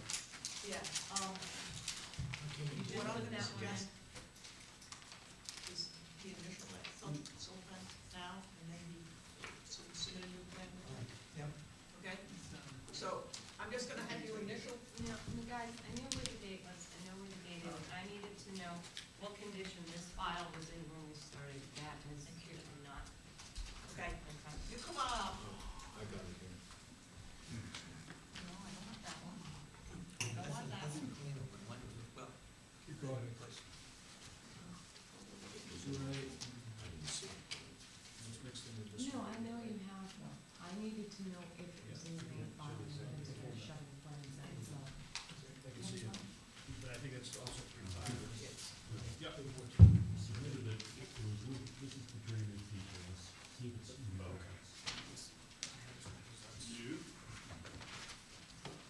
That's 3.5, right? What happened to the one that Ed just gave us? Oh. 314. Final? Yes, thank you. And then you would just submit one to Jen? What are we doing? What happened, we do what? Ed asked that No, a yep, okay. silk fence be put Yep. on, he's gonna initial it, and then he's gonna give us another copy. That will make sure we have the. Silk fence and then This there's is what they did.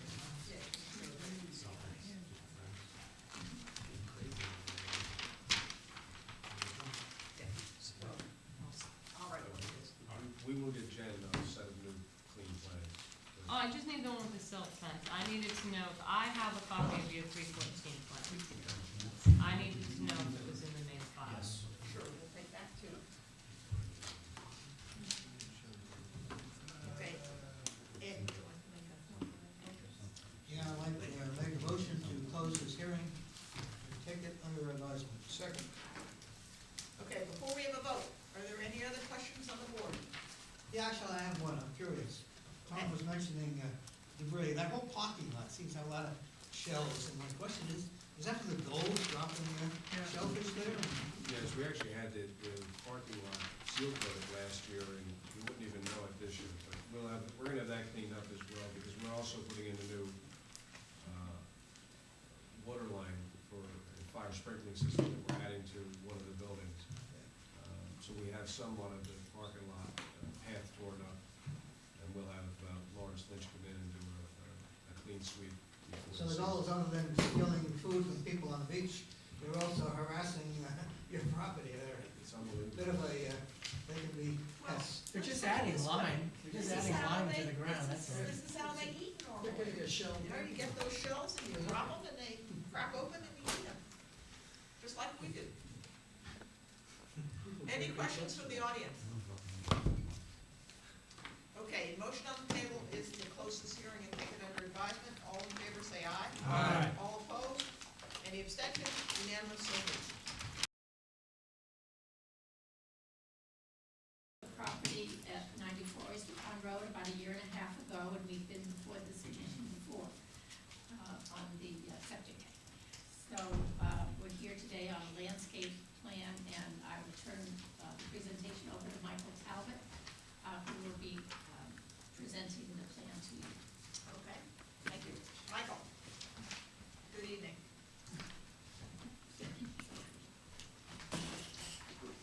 Good evening. For the record, my name is Michael Talbot of Environmental Landscape Consultants and Tyler Ecological Land Care, and I'm here representing Eva Nilsson.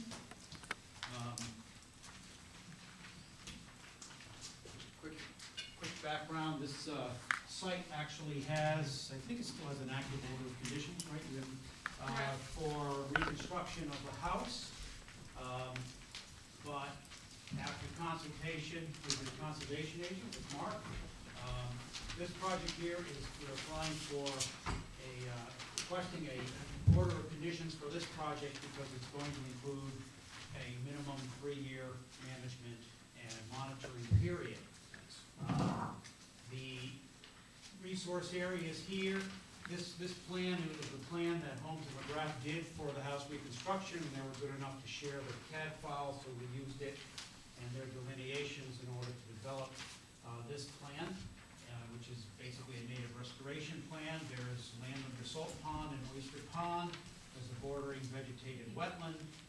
There is a coastal bank, and then there's land subject to coastal storm flowage. And then there's buffer zone to the coastal bank that are all going to be impacted by this project. Tom, if you want to pass out some photographs, oh, they're already out, good.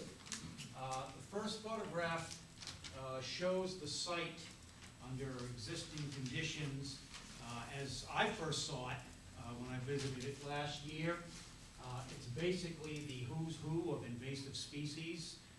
In our narrative, in the filing, the notice of intent, there's a detailed list, and there's probably a list also in one of the notes.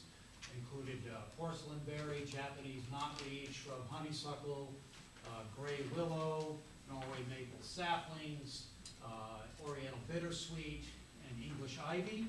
And there's also some remnant staghorn sumac, and then there's also, smilax greenbrier, getting a little late. When Eva looked at this, her first interest was to try to restore that to a native habitat. They already had nice views of the water, but they didn't like the view of what was there. The photo below, just to give a little more background, Eva went to Ms. McKay and requested an administrative approval to begin to do some invasive species eradication, in particular the Japanese knotweed, which she's using the new injection tool, the JK injection tool, which is very good technology, which seems to be the best method for managing one of the worst invasive species to eradicate. And that photo down below is the winter view of the site. You can see probably historically what this was is there was a turf path that went around basically the top of the coastal bank, and inside there, this was some kind of a remnant garden which had simply been abandoned and then became completely invaded. The bank's probably been disturbed in the past. This was well before even Eric bought the house, and so that area has become almost entirely dominated by invasive species.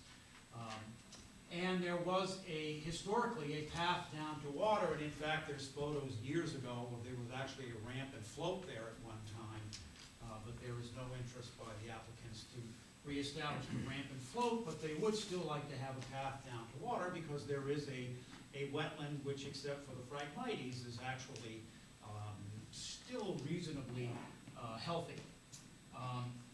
The plan is, and the eradication has already begun. We presented all of the various protocols for all the different species to Mark when we sat down with him.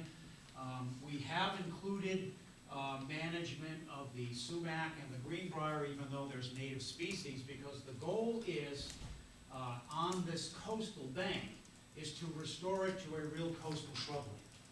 A habitat that's particularly important for migrating birds. And if you look at the list that's on there, it's a very diverse list. Mark liked the list. It's bayberry, pussy willow, Virginia rose, northern arrowwood viburnum, summer sweet, winterberry, eatberry, beach plum, and then one spice bush up here, which she's going to have to water because that's the only way it's going to survive. But she likes spice bush. So that's the plan for here, is to restore that. During that time, we'll also reconstruct the path. The path will be timbers anchored in the slope with rebar and 10-inch screws, and the surfacing will be 1 to 2 inch native crushed stone so that there'll be good infiltration, and also it's not something that will tend to dislodge should there ever be significant flooding in this area. The area above the coastal bank, landward of the top of the coastal bank, the area that is now turf and mostly Japanese knotweed over here, it's mostly some invasive shrubs, but a lot of it is English ivy, which they've also started to remove from the trees and from the site. It certainly functions as an invasive here on Cape Cod. This area here, we'd like to restore that to a maritime meadow heathland habitat. The list is very diverse. We've been doing these in a number of communities now, all over the Cape. We have them in Sandwich, Mashpee, Barnstable, a number of them in Mashpee, Brewster, Wellfleet, Chatham, and this is predominantly sandplain grassland species and some sandplain heathland species. We're able now to get a number of species that are on the invasive species list or the watch list. So it creates a very diverse and rare habitat. I'm a big fan of sandplain grasslands. In fact, I'm a steward for the Crane Reservation. It's one of my favorite areas to visit, of the grasslands there. So that's the plan for this area here.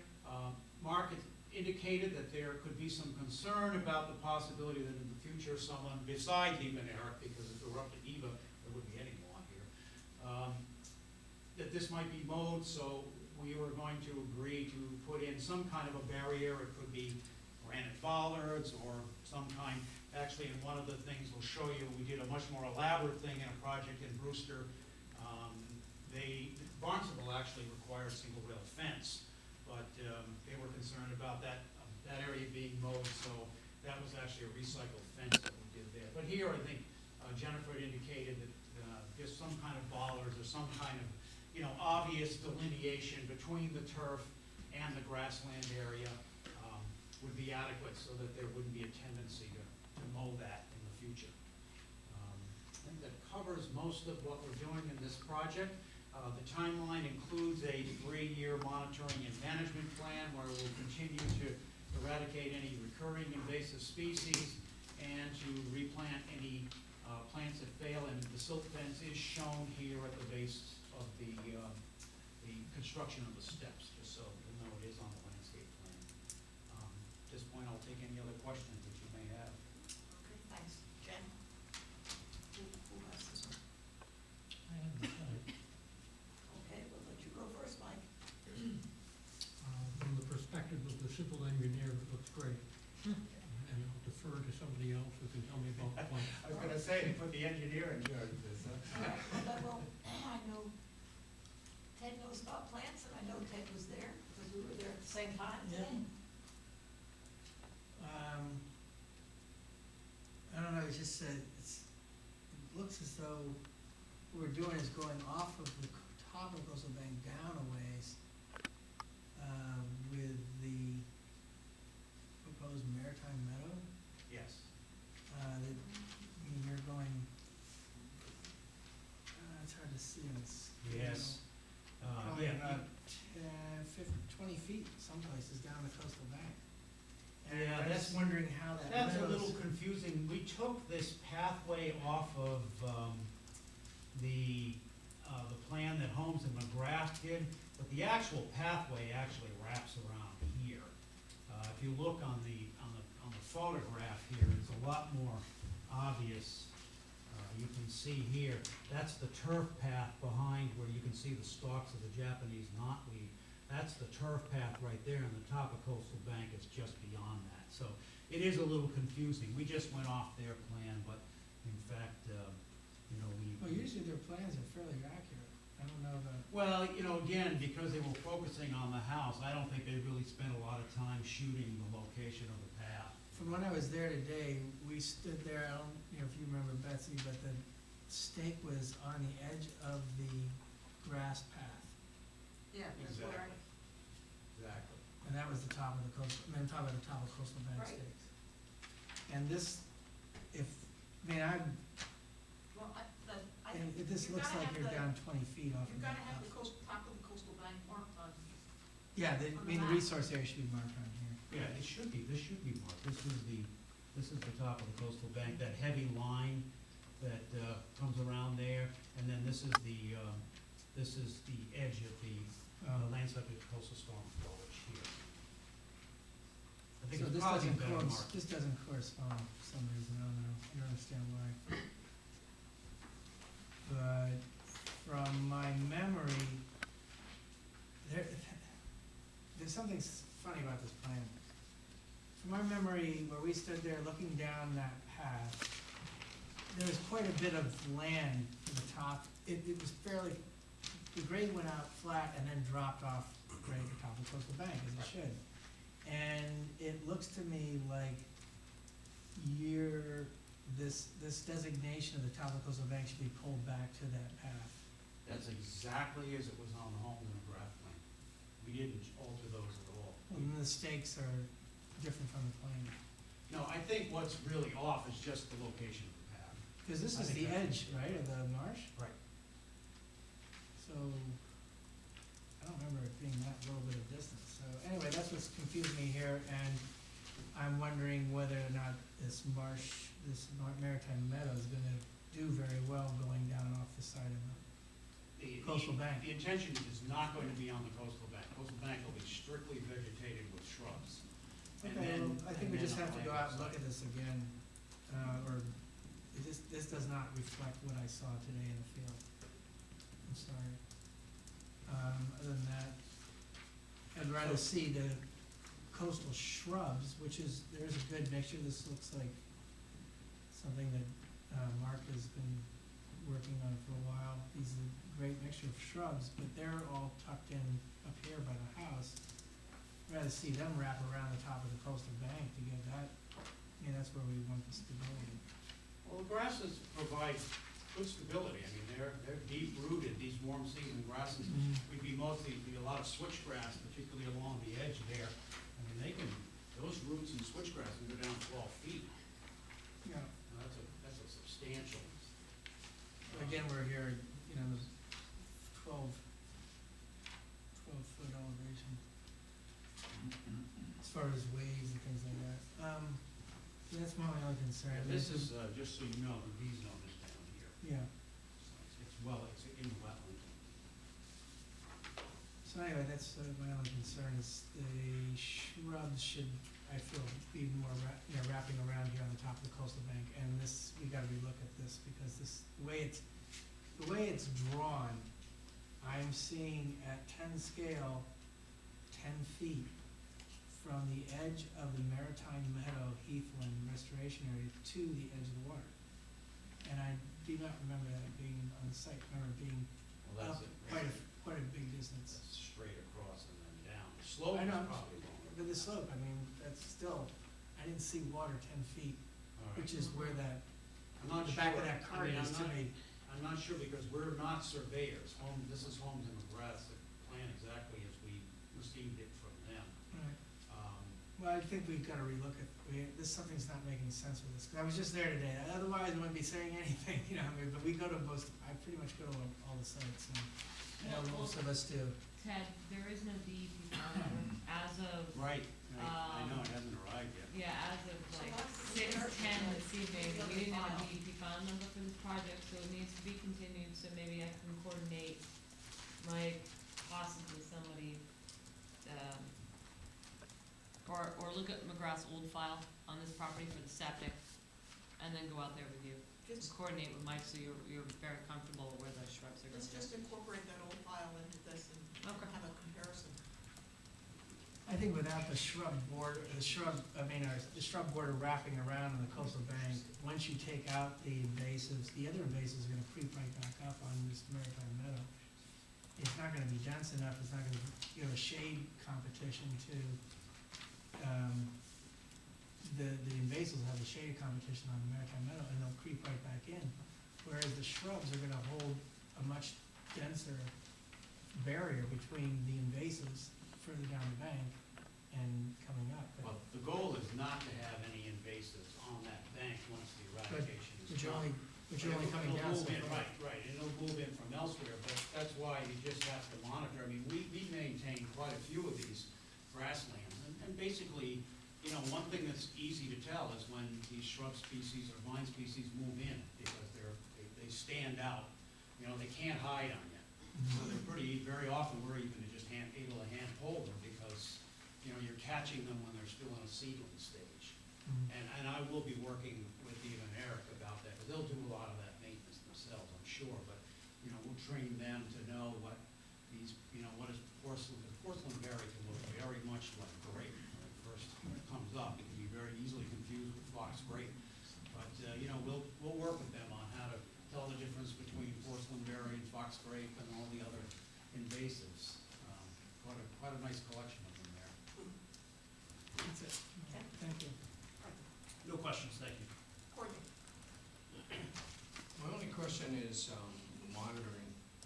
I realize that the order conditions is for 3 years with extensions. I've had some experience with large-scale Phragmites control projects, and we've got to monitor it for more than, almost continuously, because this stuff is going to creep back in. So I'm not sure how you can construct a monitoring program that goes beyond 3 years, but You could certainly condition it. I mean, you know, the reason we're doing the 3 years is we want to show good faith.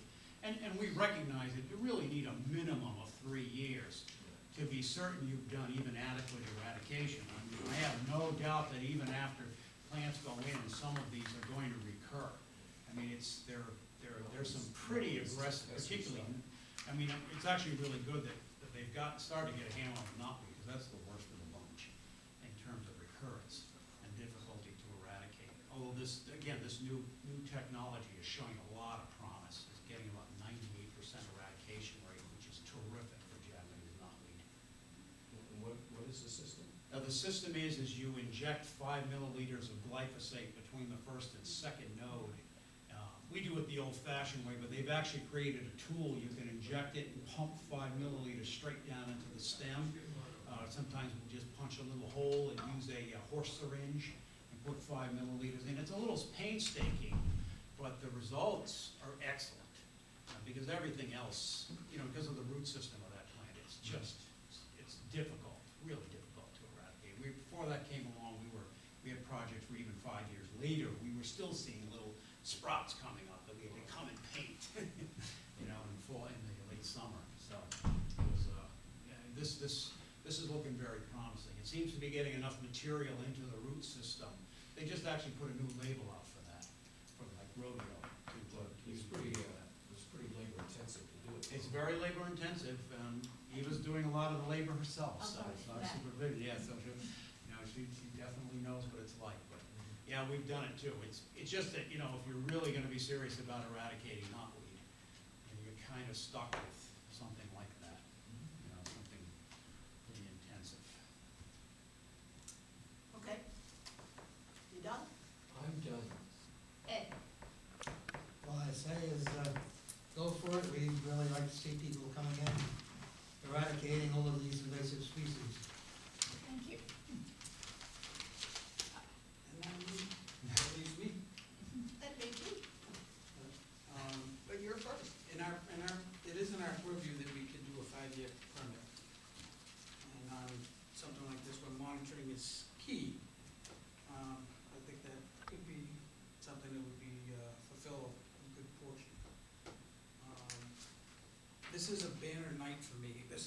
hearing for me. I got to see the family move into a home today. Congratulations and enjoy. The site was stable as I walked around. So the contractor was staying up on top of things. There was not erosion on the mitigation planting. It was on the side. That's always a good indicator of intent.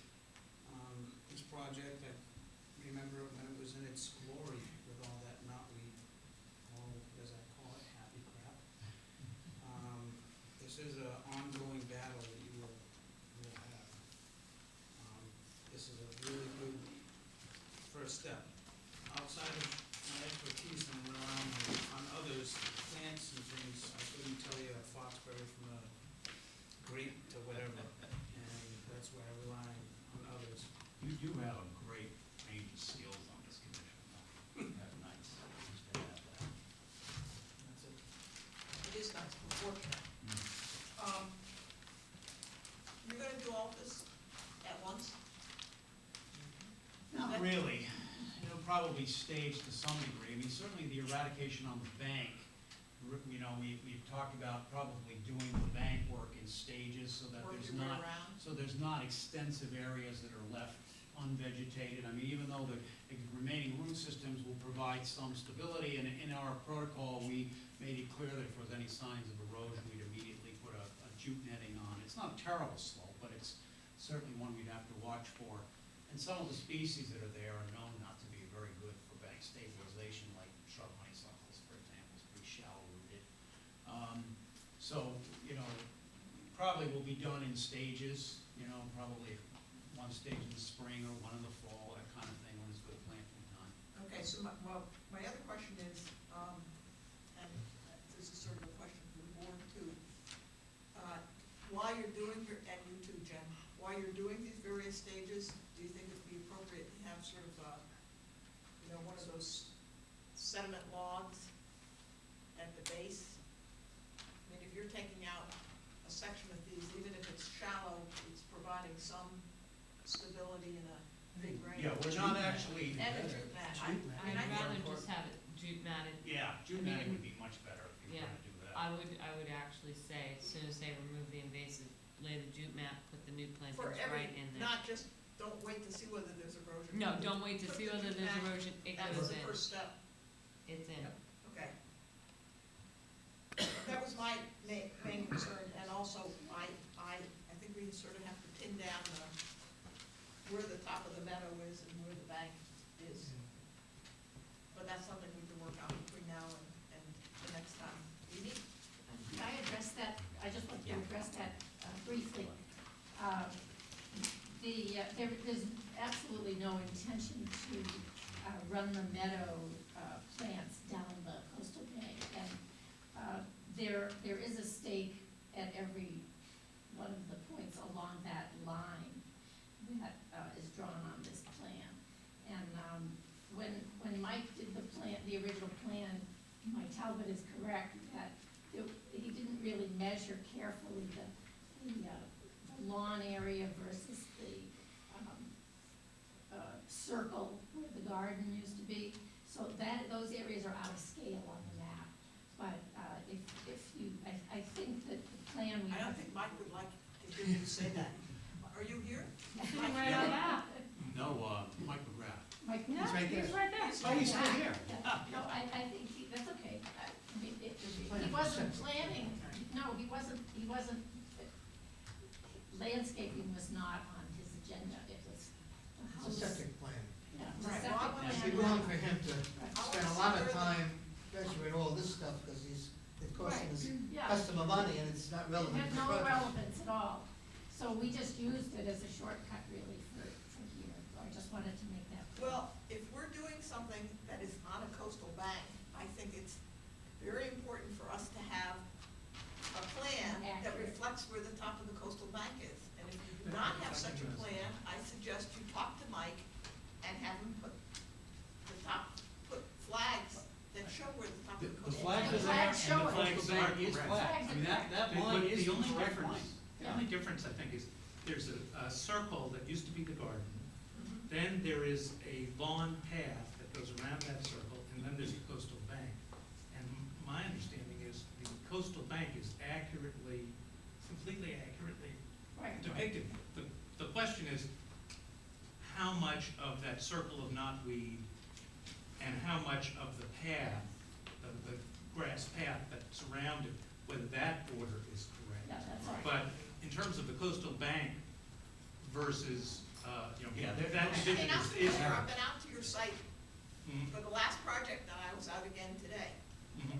But yeah, I mean, actually, Eva's right, every one of those changes in direction where the coastal bank is delineated, there is still a stake there indicating that location. Yeah, we And saw on the draft plan, it is, they actually have the numbers for those stakes in their plan, so that This is. is not something we're gonna handle in the, here with this hearing, so we're gonna have to go back out in the field. If the board has a concern with the plan, we're just gonna need to deal with that out in the field.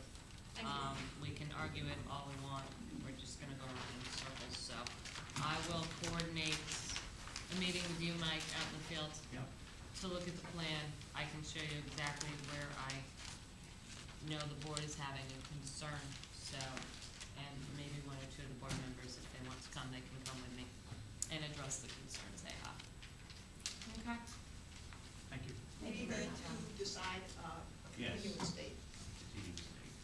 April 11th, because we can't get the information in on time for next week, and the week after, they do not meet, so we're looking at April 11th.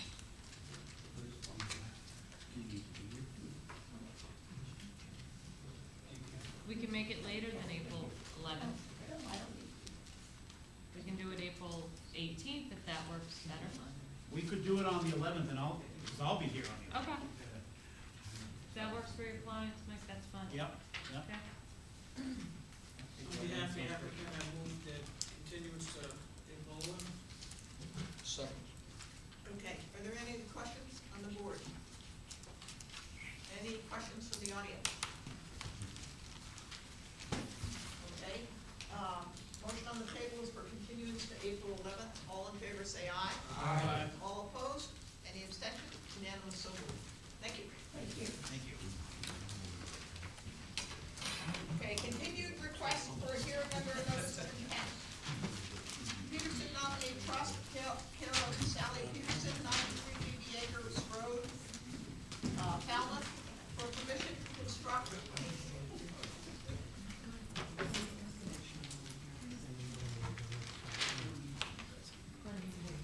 Gentlemen,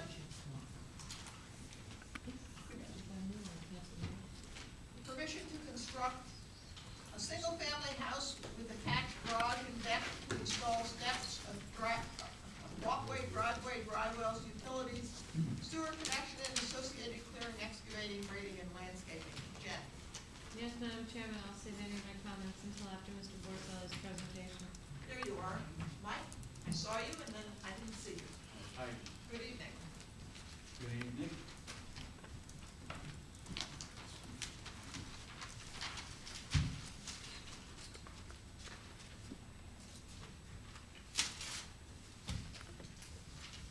My name is Michael Borselli from Falmouth Engineering, and I represent the applicant. I'm joined tonight by Laura Moynihan, and we represent Peterson Nominee Trust. The property is at number 93 Daisy Acres Road, and this is a continued hearing. The proposal is to construct a single-family dwelling on the property. The lot contains approximately 27,000 square feet. On the most westerly side of the lot, there is a river known as the Fresh River, which drains Sitters Pond and the river heads south to the town. Adjacent to the river is a BBW that's depicted on the plan with flags. The entire lot is within a flood hazard zone A, so it's also land subject to coastal storm flow, which is an A14 with a base flood elevation of 11. Because the lot is on the river, it is a riverfront area lot, and the riverfront goes from the bank of the river 200 feet into the lot, which means that the outer edge of the riverfront area is in this location.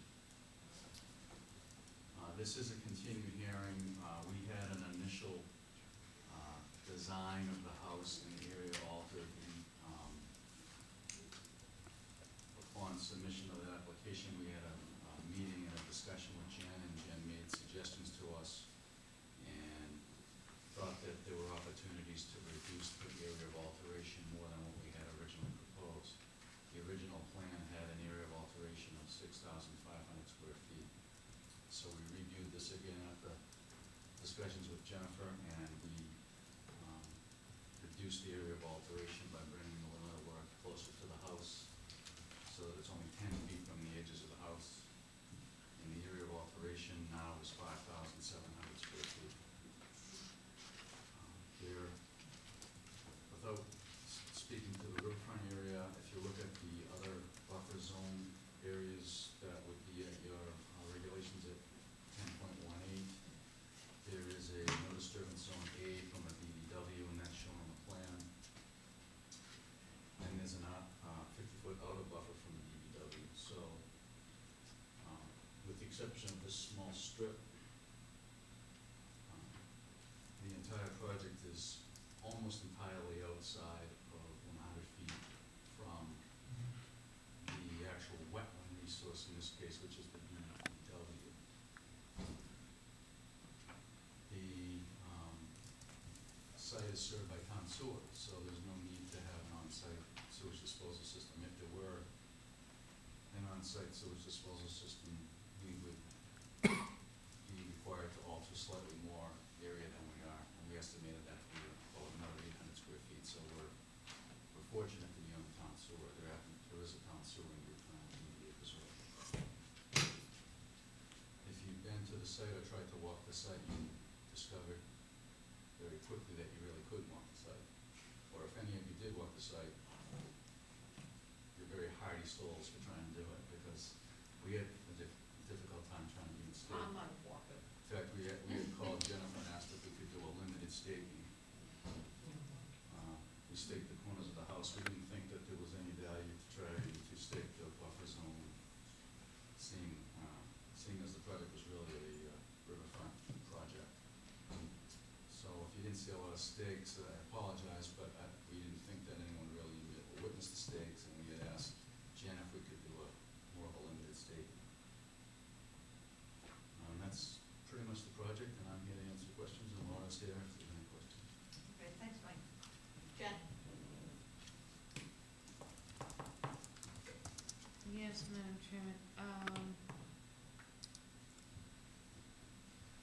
Mike did reduce the plan, based on some of my comments. Unfortunately, at this time, the plan does not conform with the Riverfront Act. That is, within the Wetlands Protection Act. The Riverfront Act allows for the alteration of the outer riverfront area buffer zone, which is the 100 to 200, from 100 feet to 200 feet, because your riverfront extends 200 feet.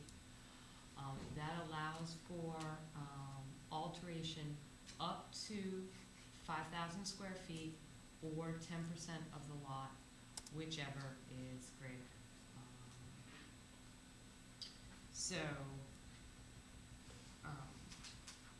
At this point, there's still, it's 5,700 square feet of alteration within the riverfront. So it does not meet the Riverfront Act as currently designed. That's clearly spelled out in CMR 1058, if I can get the citation correct, 4D1A.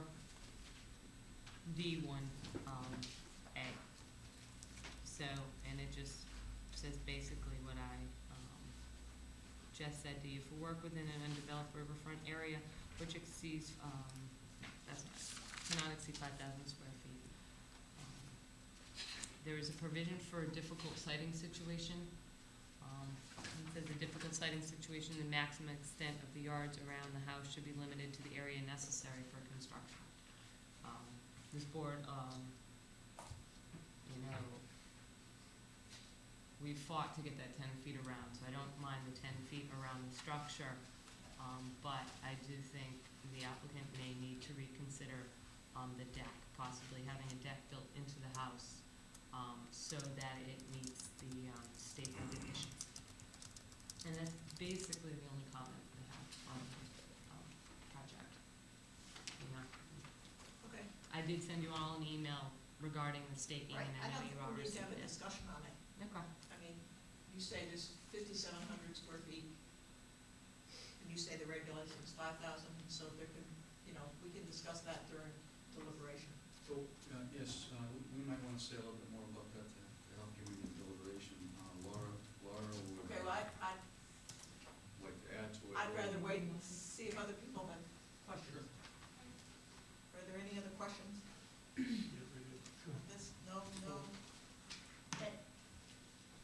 When I'm looking at a way to possibly cut down on the 5,700, I'm looking at a spot out near BB Acres Road, an area right now it says lawn and a dry well in there. If you took that limit of work and then wrapped it around and kept it 10 feet from the house, you're gonna be able to cut down on some of the square footage a little bit further. I think that would be actually an unrealistic thing. I mean, if you've been to the site, it's absolutely covered in invasives. I really don't think anybody would want a wall of invasives in front of their home. If it was a naturally vegetated area, Ed, I would completely But agree with wouldn't they you. be allowed to remove invasive species? Just our previous project had to do with that. Yes, they do. We support that, do we not? Yes, we do. So that would be my comment to your concern there. I just consider They're that on the regs. as something that could be looked at. Okay. And further reduce the square footage that's under scrutiny here. It's not under scrutiny, it's written in your regulations, so, I mean, it's just what it is. That's all I have to say. Thank you, Ed. Any other questions? You have a question? You don't have to make a comment. Do you have a question? I guess I don't have to make a comment. You guys can comment all you would like, I'm reading straight from a black and white regulation on you, so. The dry well, standing at the property and sloping back, during construction, you might have to modify them to get them into the ground, if your water table might be high. And that gets to, question of what you're doing, the plans for a full basement, do you need filling around? The lot's flat, it's an average, not completely flat, but it No. varies from like elevations 8 at the street to 6 at the backyard. Right. It's in a flood zone, so there'll be no below grade space. This would be designed as a slab on grade with framing up from there with a crawl space, and then the first floor would be elevated to meet flood standards. So Okay. there'll be no excavation below grade. The dry wells are 2 feet deep. The water table is about elevation 1.5 to elevation 2 here, so we won't be in the water table with the Okay. 2 foot deep dry well.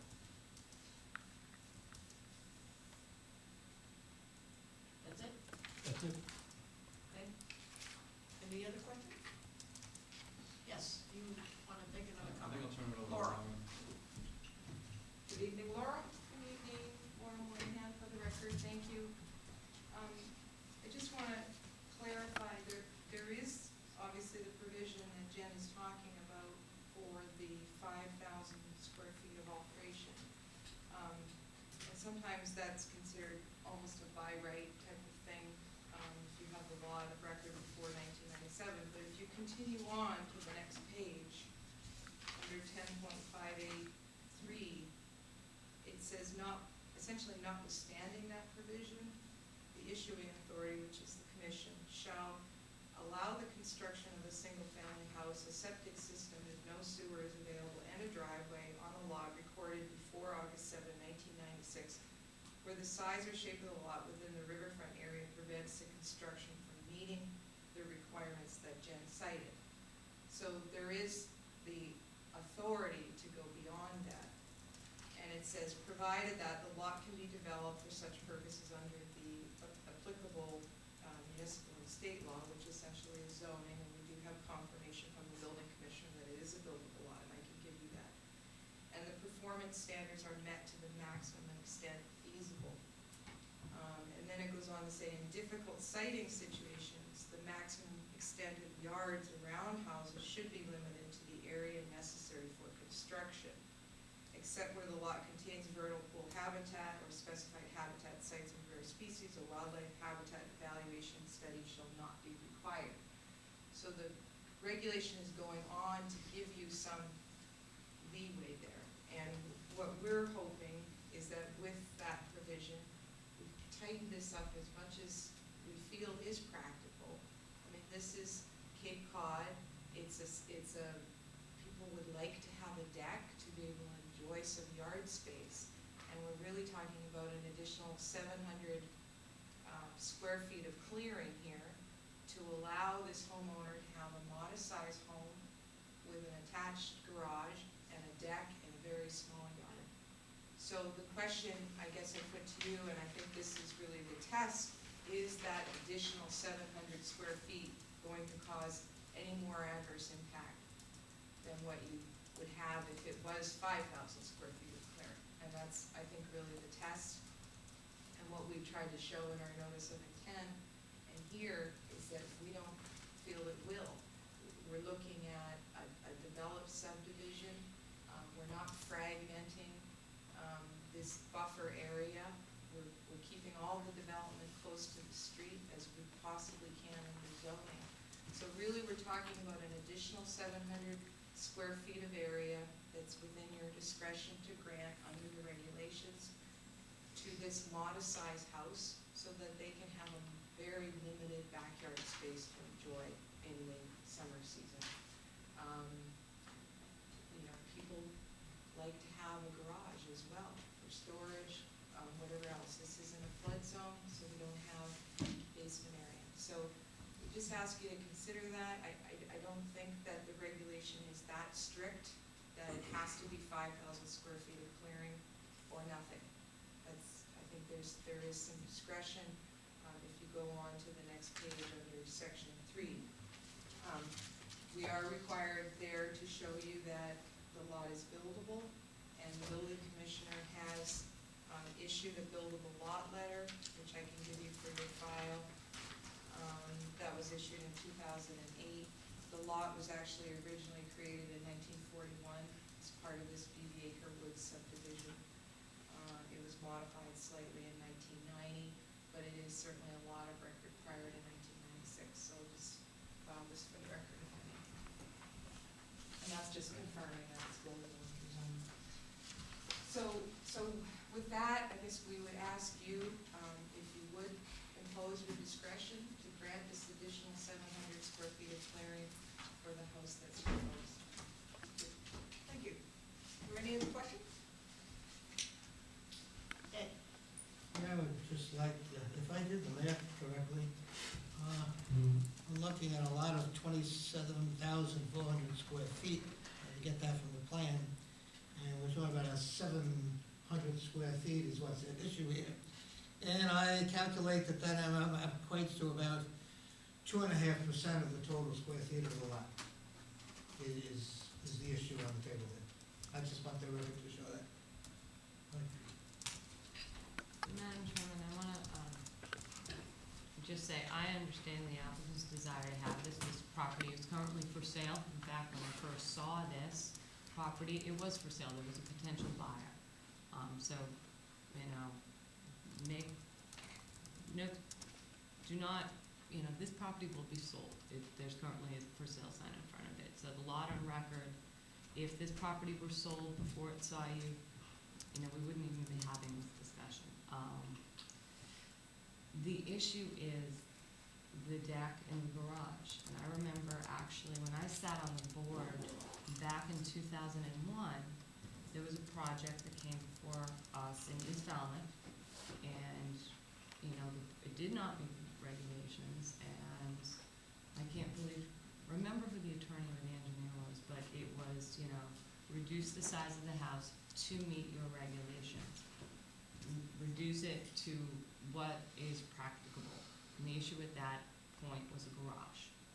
So this board has allowed certain things because people feel a garage is a right, like Laura said, a by right thing.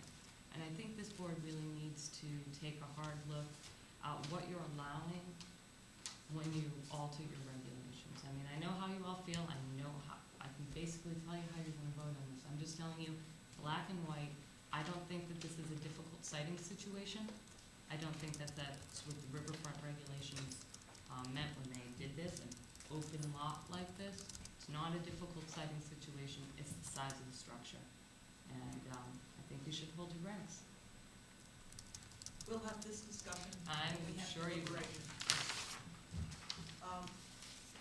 If no one needs any further information before we go into the deliberation phase, I'd like a motion to be put on the table. Being the site officer, Madam Chair, could I just make one additional comment if I may? Not yet. I would like a motion on the table. There's a DEP number? It's a public hearing. Yes, you do. Okay. And she'll ask for your comments I'll after she makes give the you a motion. chance to make comments. We put a motion on the table first. being the site officer, I'd like to make a motion to close the hearing and take it under advisement. Second. Laura? You haven't been here for a while. This is how we do it. Okay. Excuse me. Jen has agreed that this is not a difficult siting situation. Under the regulations, it specifically says that the maximum extent of yards around the houses should only be limited to areas necessary for construction in difficult siting situations.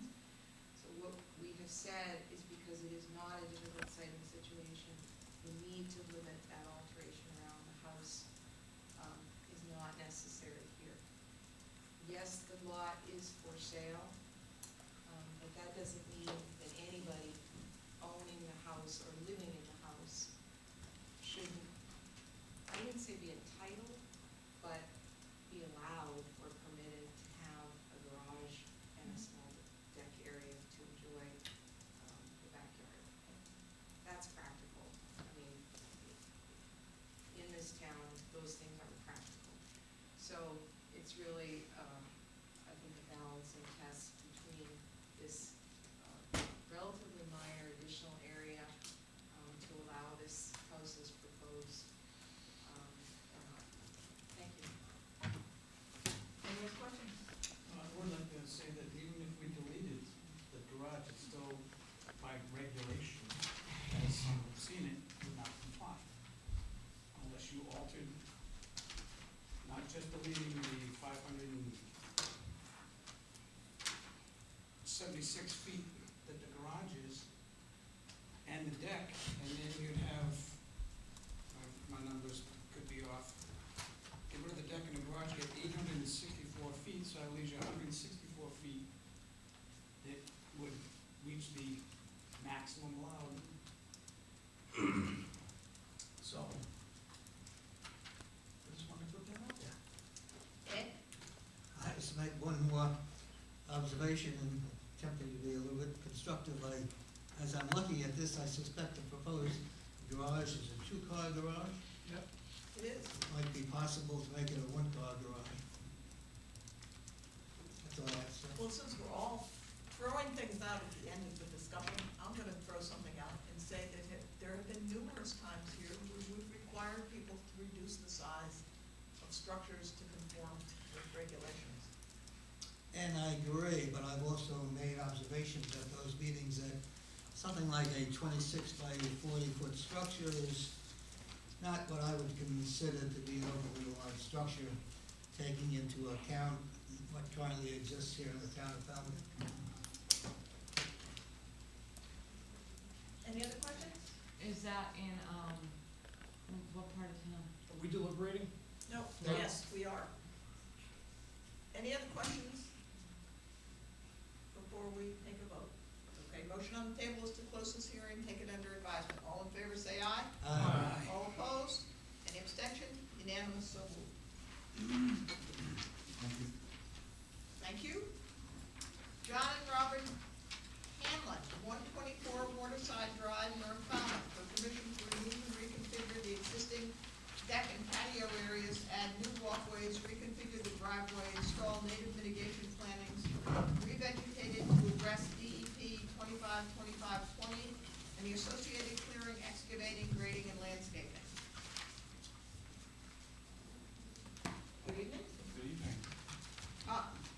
before I let you go, we'll see if Jen has any questions. I'll hold any questions until after the applicant's presentation. Thank you. There you go. Good evening, John O'Day from Sullivan Engineering. I'm a professional engineer. Our office is in Osterville. I'm a Falmouth resident. This property is located on Waterside Drive. It overlooks outer Gamston Harbor. The resources would be land under ocean, coastal beach / rocky intertidal area, very clearly defined coastal bank in the stone revetment, and also land subject to coastal storm flowage, which is a V-line, and also the 25-foot offset to it. The project as proposed is to redevelop the existing deck and patio areas to the rear of the house, as well as reconfigure the driveway that would be towards the street of the house. Small portion of this redevelopment, should say, first say that the redevelopment will be further away from the bank. A small portion of it is within that 25-foot landward limit of the FEMA boundaries. There is a small increase in the area. There's a pretty clear breakdown in the areas, and we have provided the mitigation as required. And I guess it's pretty simple, and I'd be happy to answer any questions on that. Okay, Thank you. you were rolling along and then you sort of There's finished not up. much to get to. All right, Yes, Madam Chairman, we continued this hearing so that Mr. O'Day could put additional staking in the ground for the board, and that was done. He's worked with Mark to address some old required mitigation plantings on the property, and has come up to speed with your regulations and what you require on your plans pretty fast. So I have no real concerns or questions with the project. okay. Who had this one? Courtney? Yes, no questions. Aha. Ed? I'm not informed. No, we didn't open it. We didn't So open you are, it, so Ed. yes, You are on the front. yes, you are, Ed. Yeah, so get right back on it. Well, Sorry, I'm not Ed, gonna- start with this plan. But you can say no I question. if you thought want. it had been opened, so I did not inspect the site, and I'm not prepared, so I'm pass. Okay, we'll let you study, do your homework before we vote on it. Yes, No questions. I'll say I have no question. No questions. There is a tree near the northwest corner of the property that's not shown. In the planting bed? No. No, to the east of the walk. Okay. Not sure there is another, but if you can pick up on that. Mm-hmm.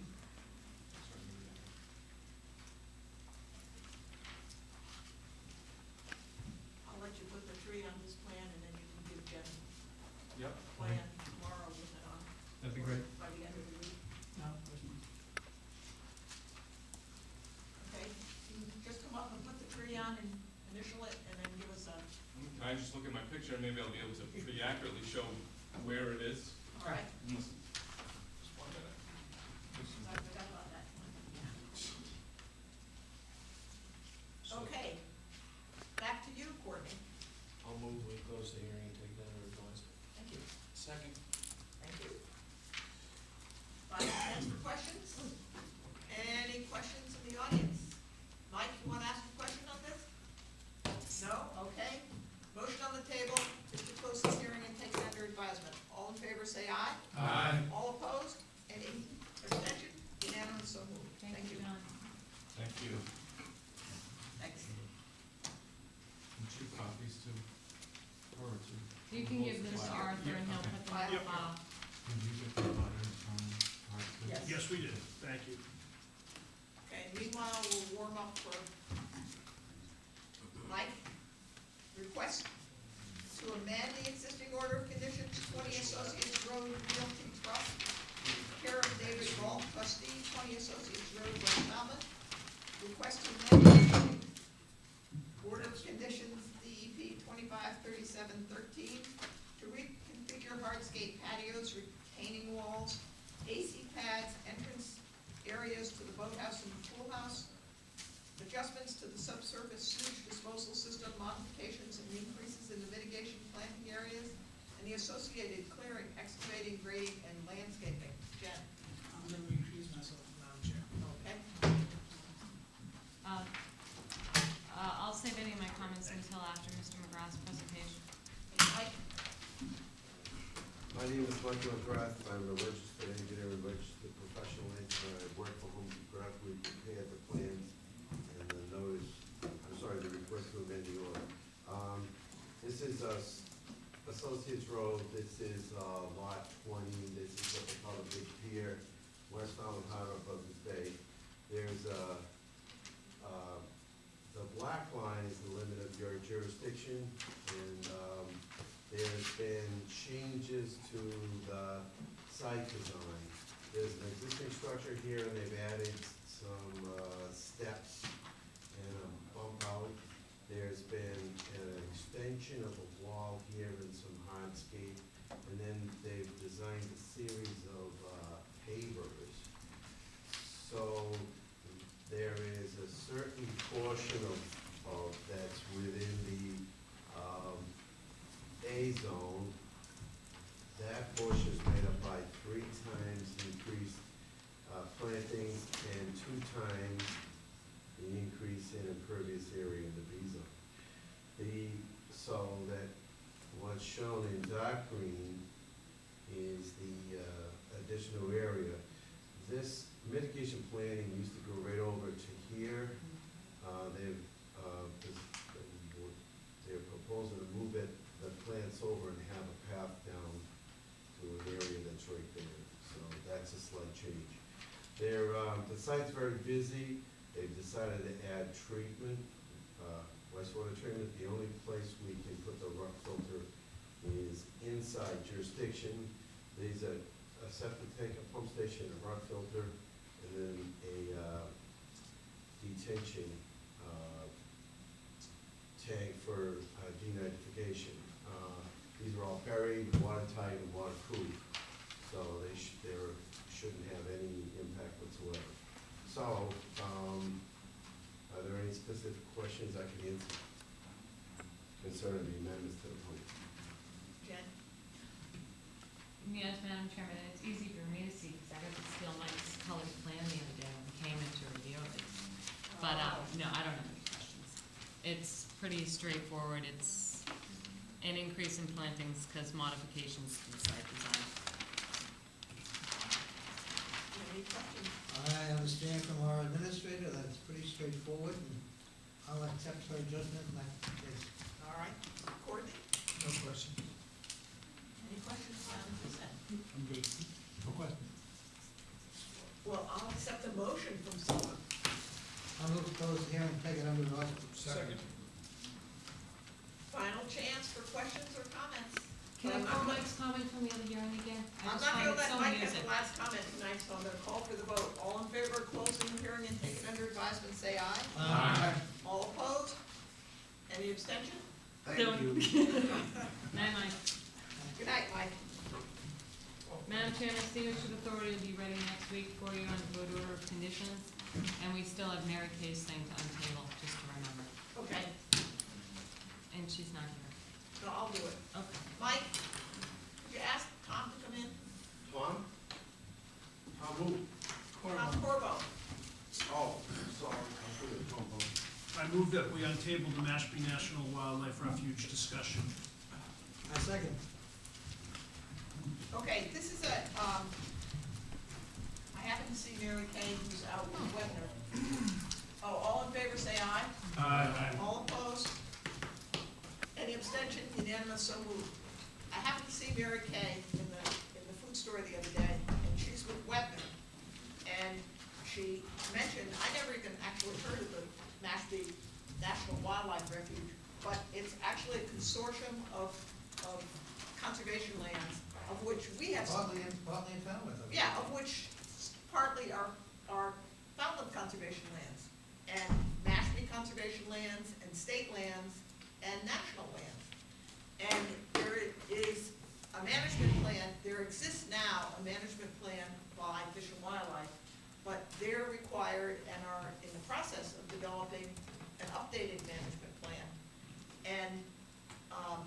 his plan will be ready in about 6 months. And Mary Kay said that they would welcome somebody from the Conservation Commission, or we could probably rotate if you wanted, to go to the meetings, which are once a month, and I can find out from her when they are. And the other aspect is, from this process, there will be a management plan, which we will be asked to review. So just to let you know. So if anyone is interested in participating in these discussions, let me know, and I'll I find out. sent you the email, Further forward you information. the email. And I also sent you, yeah, I gave an email to Jen, she sent to all of you, because I was asked by the guy who's in charge of this, by Fish and Wildlife, if he could have my address to put me on the mailing list, which I gave him, but he said, please forward it to the other commissioners. I'm also on the mailing list. Okay, good. I just have one other little bit of advice.